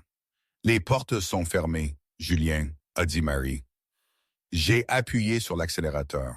La Mercedes a bondi en avant. Les portes de la terrasse se sont ouvertes en grand. Pas violemment. Elles étaient conçues pour s'ouvrir vers l'extérieur. Et la Roadster 300 SL argentée de 1957 a roulé dans la salle de bal. Le son a frappé la foule en premier. Ce grondement profond d'ingénierie allemande a résonné du plafond voûté et a fait trembler les verres de champagne sur les tables. 300 têtes se sont tournées. Pierre s'est arrêté en plein milieu d'une phrase. Sa bouche est restée ouverte. Le sang a quitté son visage si vite qu'il a agrippé le podium pour rester debout. J'ai roulé lentement à travers la foule qui s'écartait, le moteur grondant comme une chose vivante. Les gens reculaient, le champagne se renversait. Les caméras ont flashé. Les journalistes se sont précipités sur leur téléphone.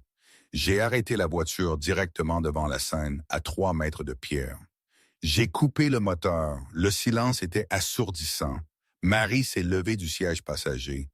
Elle n'a pas utilisé la porte. Elle a enjambé la portière, est descendue sur le marchepied et a touché le sol de la salle de bal en un mouvement fluide.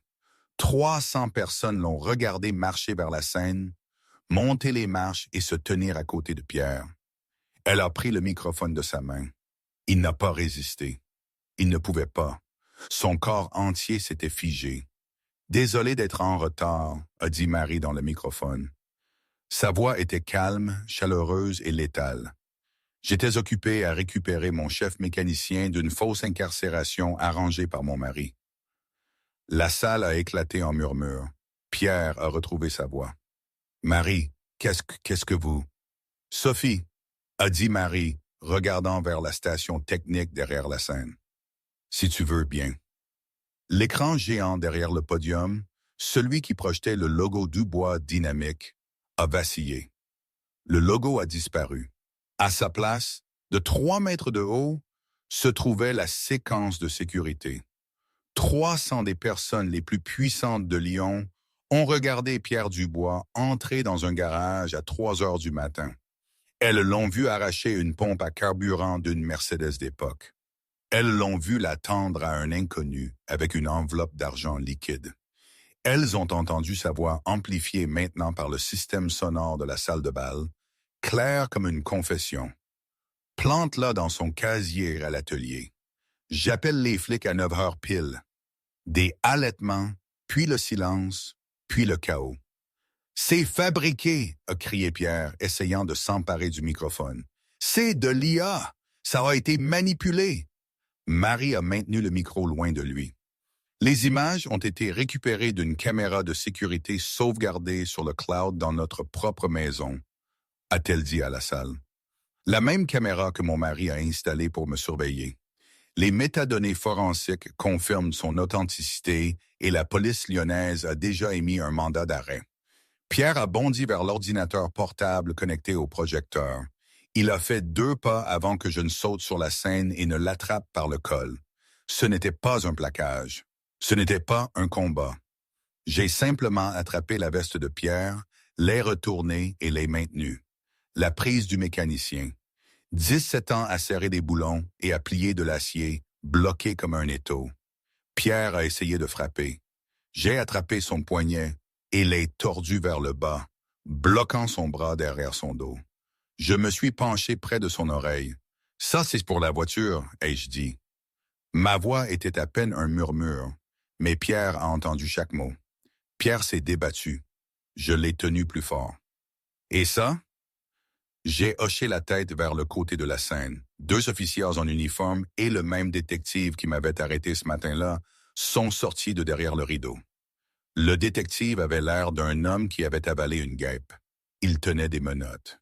« Pierre Dubois, » a dit le détective, « vous êtes en état d'arrestation pour complot, dépôt de fausses déclarations, falsification de preuves et vol qualifié. »« Vous ne pouvez pas faire ça, » a grogné Pierre. « J'aurai votre badge! J'aurai tous vos badges!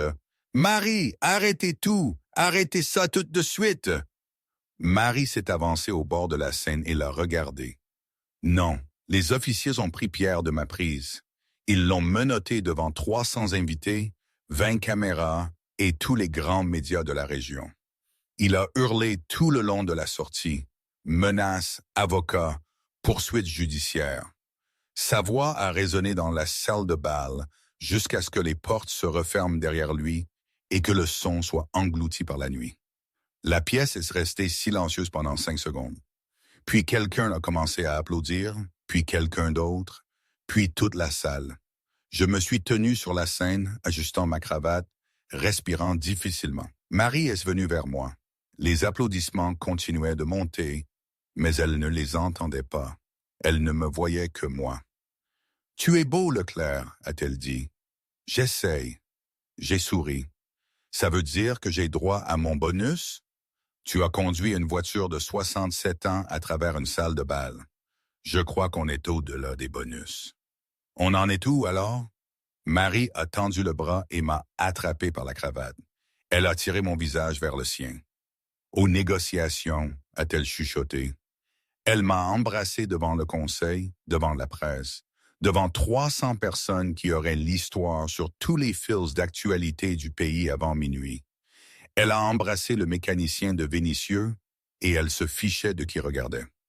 De derrière la régie technique, Sophie nous regardait. Elle avait son ordinateur portable sous un bras et le blazer de sa mère toujours sur les épaules. Elle pleurait et souriait en même temps, ce qu'elle n'avait pas fait depuis ses 4 ans, quand son père l'avait jetée en l'air et rattrapée, et elle avait été si heureuse et si effrayée qu'elle ne savait quel sentiment choisir. Elle n'avait pas à choisir. Elle pouvait avoir les deux. Elle a regardé la Mercedes assise au milieu de la salle de bal, argentée et parfaite sous les lustres, vivante après 12 ans. « Bon travail, papa », a-t-elle chuchoté. Elle a fermé l'ordinateur portable, était sortie par la porte arrière dans la fraîche nuit lyonnaise. Les étoiles étaient sorties pour la première fois depuis des semaines. Elle a sorti son téléphone et a appelé Madame Duval. Salut, Madame D, c'est Sophie. Charlotte est-elle toujours réveillée? Elle se bat, ma chérie, mais elle est toujours debout. Tu veux lui parler? Oui, passe-la-moi. Une petite voix endormie est venue sur la ligne. Allô? Salut, Charlotte, c'est Sophie. Ton papa va rentrer un peu tard ce soir, mais il voulait que je te dise qu'il t'aime et qu'il sera bientôt à la maison. Il répare une voiture? Sophie a regardé par la fenêtre la salle de bal. Je me tenais à côté de Marie, la main sur le bas de son dos, parlant à un journaliste avec cette confiance aisée qui vient de savoir que l'on a fait ce qu'il fallait et survécu. Oui, a dit Sophie, il a réparé la voiture. Elle est jolie. C'est la plus jolie voiture que tu aies jamais vue. Je peux monter dedans? Sophie a ri. Je m'en assurerai. Bonne nuit, Charlotte. Bonne nuit, Sophie. Elle a raccroché. Elle est restée seule sur la pelouse arrière du domaine. 16 ans, vêtue d'un blazer volé, tenant un ordinateur portable qui venait de faire tomber un homme qui pensait que l'argent le rendait intouchable. Le vent de la vallée du Rhône était froid. Elle s'en fichait. Elle se sentait au chaud pour la première fois depuis 12 ans. 6 mois, ça change beaucoup de choses. Ça change la façon dont la lumière frappe un bâtiment quand la peinture est fraîche. Ça change la façon dont un homme marche quand la dette a disparu et que sa fille a de nouvelles chaussures et un réfrigérateur plein. Ça change la façon dont une femme rit quand elle a cessé de jouer un rôle pour un public et a commencé à vivre pour elle-même. Mais certaines choses restent exactement les mêmes. La pluie à Lyon était toujours aussi humide. Le café à la station-service à Gerland était toujours aussi terrible. Et Julien Leclerc essuyait toujours ses mains sur un chiffon toutes les 30 secondes, qu'elles soient sales ou non. C'était un dimanche matin au début du printemps.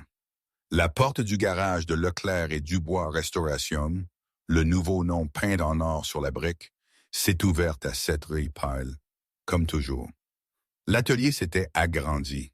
Ce qui était autrefois un garage à 2 baies dans le quartier le plus rude de Vénissieux occupait maintenant tout le pâté de maison. La peinture écaillée avait disparu, remplacée par de la brique apparente et du lierre que Marie avait insisté pour avoir et que j'avais fait semblant de détester. Les sols étaient en époxy neuf. Les ponts élévateurs étaient ultra modernes. Il y avait une salle d'attente avec de vraies chaises au lieu de caisses de lait et une machine à café qui faisait des expressos que je refusais d'apprendre à utiliser par principe. Mais le cœur de l'endroit n'avait pas changé. Ça sentait toujours l'huile moteur et le nettoyant pour frein, et le café brûlé que je préparais dans la même cafetière bosselée que j'avais utilisé pendant une décennie. Mes outils pendaient au même tableau perforé, réorganisé, bien sûr, et complété par quelques milliers d'euros d'équipement neuf, mais les originaux étaient toujours là.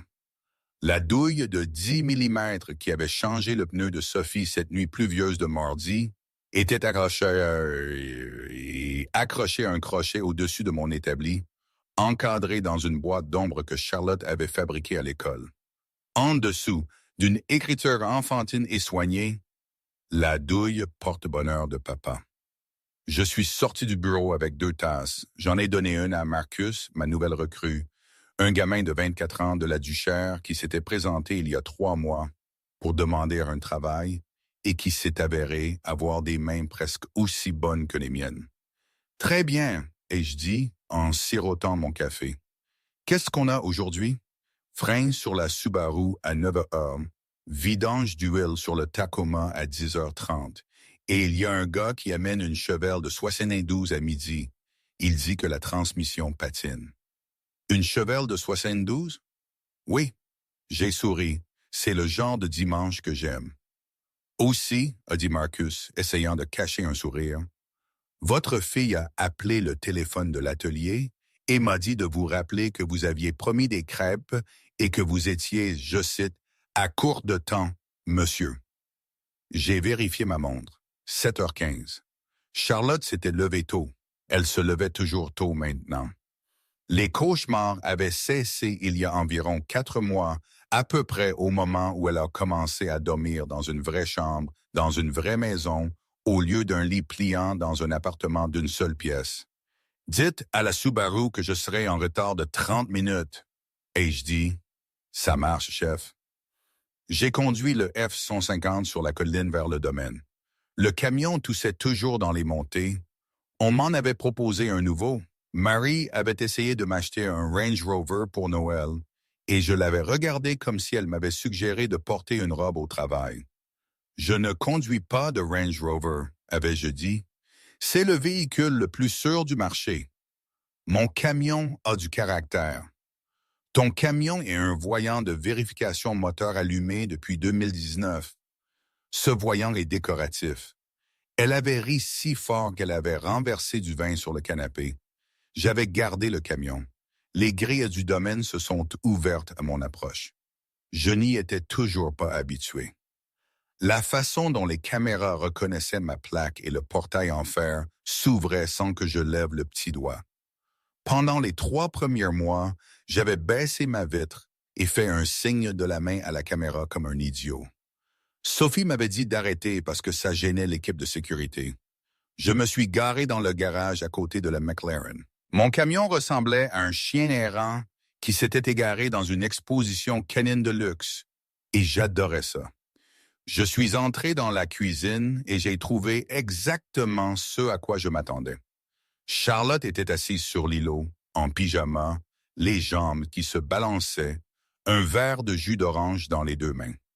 En face d'elle, Marie Dubois, pieds nus, les cheveux en chignon désordonnés, vêtue d'une de mes vieilles chemises en flanelle, par-dessus un pantalon de pyjama en soie, tentait de faire fonctionner un gaufrier. « Papa! » Charlotte a bondi du tabouret et m'a frappé à toute vitesse. Je l'ai rattrapé, l'ai soulevé et l'ai installé sur ma hanche. Je croyais qu'on avait dit des crêpes, ai-je dit, regardant le gaufrier avec scepticisme. Marie dit que les gaufres, c'est plus chic. Marie sait à peine faire des toasts. Je peux t'entendre, a dit Marie sans se retourner. Et je te ferai savoir que c'est un gaufrier belge. Il a coûté 400 €. 400 € pour un gaufrier? Il a 12 réglages. Combien en as-tu essayé? Marie s'est retournée. Il y avait de la pâte sur sa joue et quelque chose qui ressemblait à de la fumée s'élevait de la machine derrière elle. Et ça ne se passait pas bien.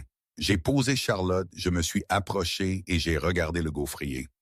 La pâte avait débordé d'un côté et brûlait lentement sur le comptoir. Je l'ai débranché, j'ai raclé le désordre dans l'évier et j'ai ouvert le réfrigérateur. « Crêpes, ai-je dit. »« Crêpes, » a répété Charlotte. Marie s'est appuyée contre le comptoir et a croisé les bras. Je m'en occupais. Tu étais en train de créer un risque d'incendie.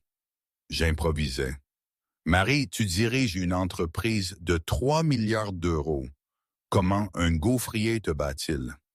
C'est une compétence différente.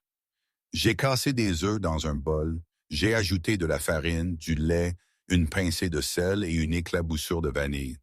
Je l'ai fouetté avec une fourchette, pas un fouet, jamais un fouet. Émilie m'avait appris ça et j'ai chauffé la plaque. 4 minutes plus tard, la première crêpe a atterri dans l'assiette de Charlotte, dorée, parfaitement ronde. « M'as-tu vu ?» a murmuré Marie, mais elle souriait. La porte de la cuisine s'est ouverte et Sophie est entrée, vêtue d'un short de sport et d'un débardeur, des écouteurs autour du cou, transpirant après une course. Elle a pris le jus d'orange dans le réfrigérateur, a bu directement du carton et a attrapé le regard de Marie. « Quoi? C'est mon carton. J'ai écrit mon nom dessus. Tu as écrit à Sophie, touche et meurs. Étiquetage précis. » Sophie s'est glissée sur le tabouret à côté de Charlotte. « Salut, monstre. Qu'est-ce qu'on mange pour le petit déjeuner? » Papa fait des crêpes parce que Marie a cassé le truc à gaufres. « Je ne l'ai pas cassé, » a dit Marie. « Il se repose. »« Il est débranché, » ai-je dit depuis la plaque. Il se repose agressivement. Sophie a ri. C'était un son qui me surprenait encore parfois. Plein, facile, sans retenue. 6 mois auparavant, cette fille était un fantôme dans sa propre maison. se faufilant dans le garage la nuit parce que c'était le seul endroit où elle se sentait en sécurité. Maintenant, elle courait 8 kilomètres tous les matins, avait une moyenne de 4.0 et avait été acceptée en décision anticipée au programme d'informatique du MIT, ce qu'elle avait annoncé au dîner 2 semaines auparavant, en faisant glisser la lettre d'acceptation sur la table, comme s'il s'agissait d'une main de poker. Mary avait pleuré. J'avais pleuré. Charlotte avait demandé ce qu'était le MIT, et ensuite si on y trouvait un bon zoo. « Julien, » a dit Sophie, me volant d'une crêpe directement de la plaque. « Je dois te parler de quelque chose. Si c'est pour le carburateur du projet Mustang, j'ai déjà commandé la pièce. Ce n'est pas pour la Mustang. » Sophie a mâché, a avalé et m'a regardé avec une expression que je n'avais jamais vue auparavant. Sérieuse, mais pas effrayée, intentionnelle. J'ai pensé à l'atelier, au côté restauration. Quoi à propos de ça? Tu refuses du travail. Marcus m'a dit que tu as une liste d'attente de 6 mois pour les restaurations classiques. Les gens font venir des voitures d'autres départements. Le bouche à oreille fonctionne quand on reconstruit une 57 SL d'entre les morts. Exactement. Alors, je veux proposer quelque chose. Sophie a sorti son téléphone et a ouvert un document. J'ai passé la semaine dernière à élaborer un plan d'affaires. Leclerc et Dubois Restauration Phase 2. Nous ouvrons un deuxième emplacement. Pas ici dans la région lyonnaise, mais peut-être à Nice ou Bordeaux. Il y a une énorme communauté de voitures classiques là-bas et le marché est mal desservi pour les restaurations haut de gamme à partir de 0. J'ai retourné une crêpe. Tu as construit un plan d'affaires? 47 pages. Projection financière, analyse de marché, modèle de personnel. J'ai même une liste restreinte de biens immobiliers pour des espaces de garage potentiels. Vraiment, ça, non. Marie était appuyée contre le comptoir, les bras croisés, regardant cet échange avec une expression mêlant fierté et amusement. Sophie, ai-je dit avec prudence, tu as 17 ans et tu avais 33 ans avec un garage en faillite et 60 000 € de dette quand tu as reconstruit une voiture que les experts disaient être irrécupérable. L'âge n'est pas une variable pertinente. Elle t'a bien eu, a dit Marie. Ne l'aide pas. Je ne l'aide pas. J'observe. Tu as un petit sourire en coin. Je souris quand j'observe. J'ai glissé la dernière crêpe sur la pile et j'ai éteint la plaque. J'ai regardé Sophie. Elle tenait son téléphone tendu, le plan d'affaires brillant sur l'écran, son visage empreint de la même détermination farouche qu'elle avait eue dans le bureau du commandant de police 6 mois auparavant. Je le lirai et je dis, le visage de Sophie s'est illuminé d'un grand sourire. Vraiment? J'ai dit que je le lirais, je n'ai pas dit oui. C'est pratiquement oui. C'était pratiquement je le lirais. Il va dire oui, a annoncé Charlotte, la bouche pleine de crêpes. Traître, ai-je dit. Après le petit déjeuner, Charlotte a traîné Marie dans le jardin pour vérifier le potager qu'elles avaient planté ensemble. Tomates, basilic et tournesol déjà plus haut que Charlotte. Je les ai regardés par la fenêtre de la cuisine. Marie était à genoux dans la terre, pantalon de pyjama en soie et tout le reste, montrant à Charlotte comment vérifier si les tomates étaient mûres. Charlotte expliquait avec beaucoup d'autorité que les rouges étaient prêtes et que les vertes avaient besoin de plus de cuisson du soleil. Sophie se tenait à côté de moi, essuyant la vaisselle que j'avais lavée. « Elle est différente », a dit Sophie, observant sa mère par la fenêtre. « Ta mère ?» Oui, elle sourit maintenant. De vrais sourires, pas des sourires de réunion de conseil. Elle a toujours eu ses sourires. Elle avait juste oublié où elle les avait rangés. C'est ringard. Je suis mécanicien, pas poète. Sophie a essuyé une assiette et l'a empilée. Julien. Oui, merci pour cette nuit-là, pour le pneu. Tu m'as remercié une 40aine de fois. Je sais, mais j'y repense toujours. Et si tu n'avais pas été là? Et si ton atelier avait été dans une autre rue? Et si tu avais déjà fermé et que tu étais rentré chez toi? J'aurais été bloqué sous la pluie à Vénissieux à minuit, avec un téléphone déchargé et personne à appeler. Quelqu'un d'autre se serait arrêté. Non, il ne l'aurait pas. J'ai roulé dans ce quartier pendant 20 minutes avec un pneu qui grinçait. Des voitures m'ont dépassé. Des gens m'ont vu. Personne ne s'est arrêté. Tu étais le seul. J'ai été silencieux un instant.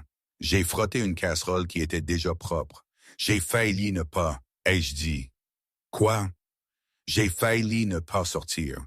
J'ai vu tes phares et je me suis dit, c'est fermé, je vais juste rentrer chez moi. Charlotte m'attendait. J'en avais fini. Ma main était sur l'interrupteur. Qu'est-ce qui t'a fait changer d'avis? Je t'ai vu sortir de la voiture et je me suis dit, et si c'était Charlotte dans 9 ans? Et si elle avait 16 ans et qu'elle était seule et que le monde entier passait juste devant? Sophie a posé le torchon. Alors, tu m'as aidé à cause de Charlotte. Je t'ai aidé parce que c'était la bonne chose à faire.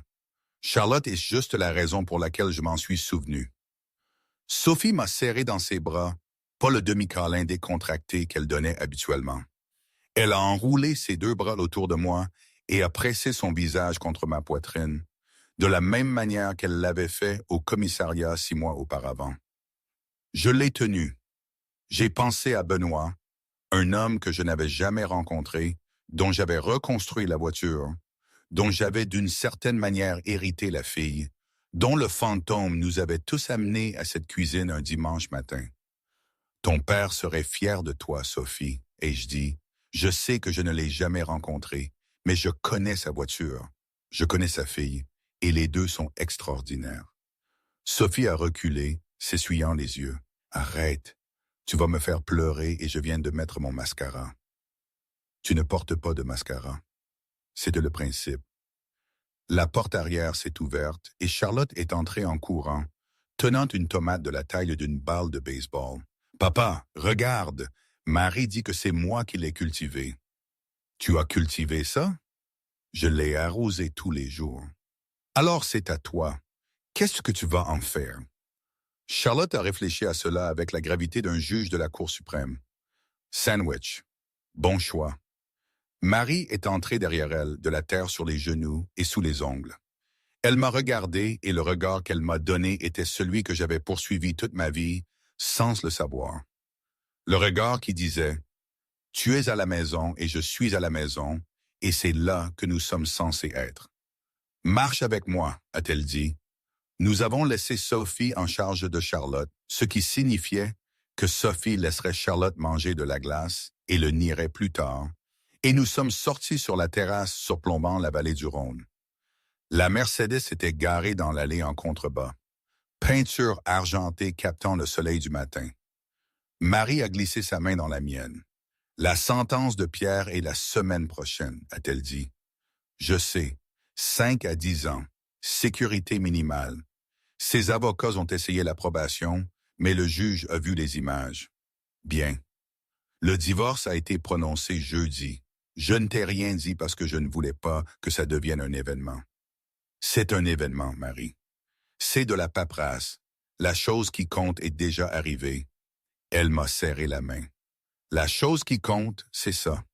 Nous sommes restés silencieux un moment, regardant l'œil. Un bateau-mouche traversait la Saône, petit et blanc sur l'étendue gris-bleu. J'ai parlé à mon thérapeute cette semaine, a dit Marie, à propos de Benoît. Oui. Pour la première fois, j'ai parlé de l'accident sans pleurer. Non pas parce que ça ne fait pas mal, mais parce que ça ne me possède plus. Elle a regardé la Mercedes. Je pensais que réparer cette voiture me réparerait. Comme si je pouvais remettre le métal en place, je pouvais annuler ce qui s'était passé. Ça n'a marché? Non, la voiture ne m'a pas réparé. Tu m'as réparé. Je ne t'ai pas réparé, ai-je dit. Tu n'étais pas cassé. Tu étais juste bloqué comme un boulon rouillé. Parfois, il faut juste que quelqu'un applique un peu de chaleur et de couple sous un angle différent. Marie a ri. Tu compares ma guérison émotionnelle au retrait d'un boulon rouillé? Je suis mécanicien. Tout est un boulon rouillé. Elle a posé sa tête sur mon épaule. J'ai parlé à Sophie de Benoît le mois dernier. Tout. Comment nous nous sommes rencontrés. Comment il m'a demandé en mariage sur un parking avec une bague qu'il avait achetée dans un prêteur sur gage. parce qu'il avait dépensé tout son argent pour la Mercedes. Comment nous roulions le long de la côte, la capote baissée, en chantant faux à la radio. Comment l'a-t-elle pris? Elle a pleuré. J'ai pleuré. Nous avons mangé un pot entier de glace sur le sol de la cuisine à 2 heures du matin et elle m'a montré des photos qu'elle avait trouvées de lui en ligne. Ses photos de collège, ses prix d'ingénierie, son sourire. La voix de Marie s'est épaissie. Elle a son sourire, Julien. J'ai toujours su ça, mais pendant 12 ans, je ne pouvais pas le regarder parce que ça faisait trop mal. Maintenant, je le regarde et je le vois vivre à travers elle. Je l'ai serré plus fort. Il vit à travers elle, à travers toi, à travers cette voiture garée dans l'allée, à travers toi aussi.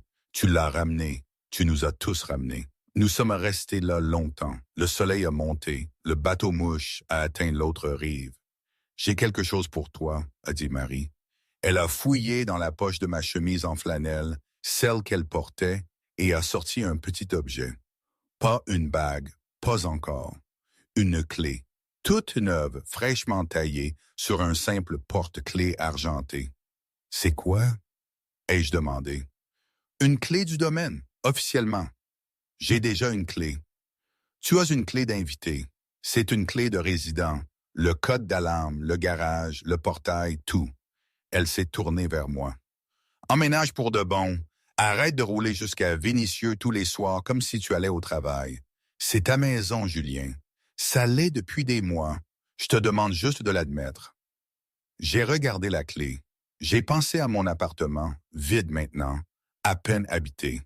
Un fantôme d'une vie que j'avais déjà laissé derrière moi. J'ai pensé à me réveiller dans cette maison tous les matins, à faire des crêpes pour Charlotte pendant que Marie détruisait un gaufrier. J'ai pensé au plan d'affaires de Sophie et à Marcus gérant l'atelier et au dimanche matin sur cette terrasse à regarder l'œil. Seulement si je peux garer le camion dans le garage, ai-je dit, à côté de la McLaren, juste à côté. Ça va faire baisser la valeur de la propriété. Ça va ajouter du caractère. Marie a souri, le vrai sourire. Celui qui avait été enterré pendant 12 ans sous les réunions de conseil et le chagrin et le poids d'un secret qu'elle ne pouvait porter seule. Marché conclu. J'ai pris la clé, je l'ai tenue dans ma paume, petite, argentée, chaude de sa poche. Elle ne pesait presque rien, elle signifiait tout. « Hey Marie! »« Oui? » »« Rappelle-moi de remercier Sophie. »« Pourquoi? » »« Pour ne pas savoir changer un pneu. » Marie a ri. C'était le genre de rire qui part du ventre et monte à travers la poitrine et sort assez lumineux pour percer le brouillard. Il a roulé sur la terrasse et sur l'eau, et quelque part dans la cuisine derrière nous, Sophie l'a entendu par la fenêtre ouverte et a souri sans savoir pourquoi. Et Charlotte l'a entendu et a dit « Marie est heureuse », avec la simple certitude d'un enfant qui reconnaît le son de la joie quand elle l'entend. Julien Leclerc s'était agenouillé sous la pluie un mardi soir et avait changé un pneu pour une jeune femme qu'il n'avait jamais rencontrée. Il ne l'avait pas faite pour de l'argent. Il ne l'avait pas faite pour une récompense. Il l'avait faite parce qu'une enfant était effrayée et seule. Et il était le genre d'homme qui ne pouvait pas détourner le regard. Il ne savait pas que ce pneu le mènerait à un garage en sous-sol et à la voiture d'un mort. Il ne savait pas que cela le mènerait à une femme qui avait été figée pendant 12 ans et à une jeune fille qui avait été invisible toute sa vie. Il ne savait pas que cela lui coûterait presque tout, son atelier, sa liberté, sa fille avant de lui rendre plus qu'il n'avait jamais pensé mériter. Mais c'est ainsi que ça marche. Pas les grandes décisions, pas les grands plans. Ce sont les petits, ceux que l'on prend à 23h47 un mardi soir quand on est épuisé et fauché, et que sa main est sur l'interrupteur et qu'on voit des phares sous la pluie. On peut éteindre la lumière et rentrer chez soi ou on peut sortir.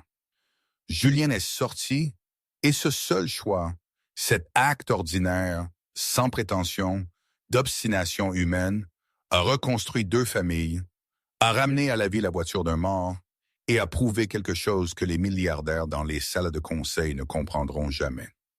La mesure d'un homme n'est pas ce qu'il gagne. C'est ce qu'il fait quand personne ne le paye pour qu'il s'en soucie. Julien Leclerc valait plus à genoux sous la pluie, changeant un pneu gratuitement, que tous les hommes en costume qui l'avaient jamais regardé de haut. Et maintenant, pieds nus sur une terrasse avec une clé à la main, une femme appuyée sur son épaule, deux filles qui rient dans la cuisine derrière lui, et une Mercedes argentée de 1957 brillant dans l'allée comme une promesse tenue. Il le savait enfin, lui aussi. Certaines choses se brisent et restent brisées, mais d'autres se brisent et reviennent plus fortes, reconstruisent à partir du châssis avec des mains patientes et un amour obstiné. Et elles fonctionnent mieux qu'elles ne l'ont jamais fait. Ce n'est pas une métaphore. C'est juste ainsi que fonctionnent les moteurs, et ainsi que fonctionnent les familles, et ainsi que fonctionnent les deuxièmes chances. Si tu as le courage de t'agenouiller sous la pluie et de commencer à tourner les boulons, tu peux te créer un nouveau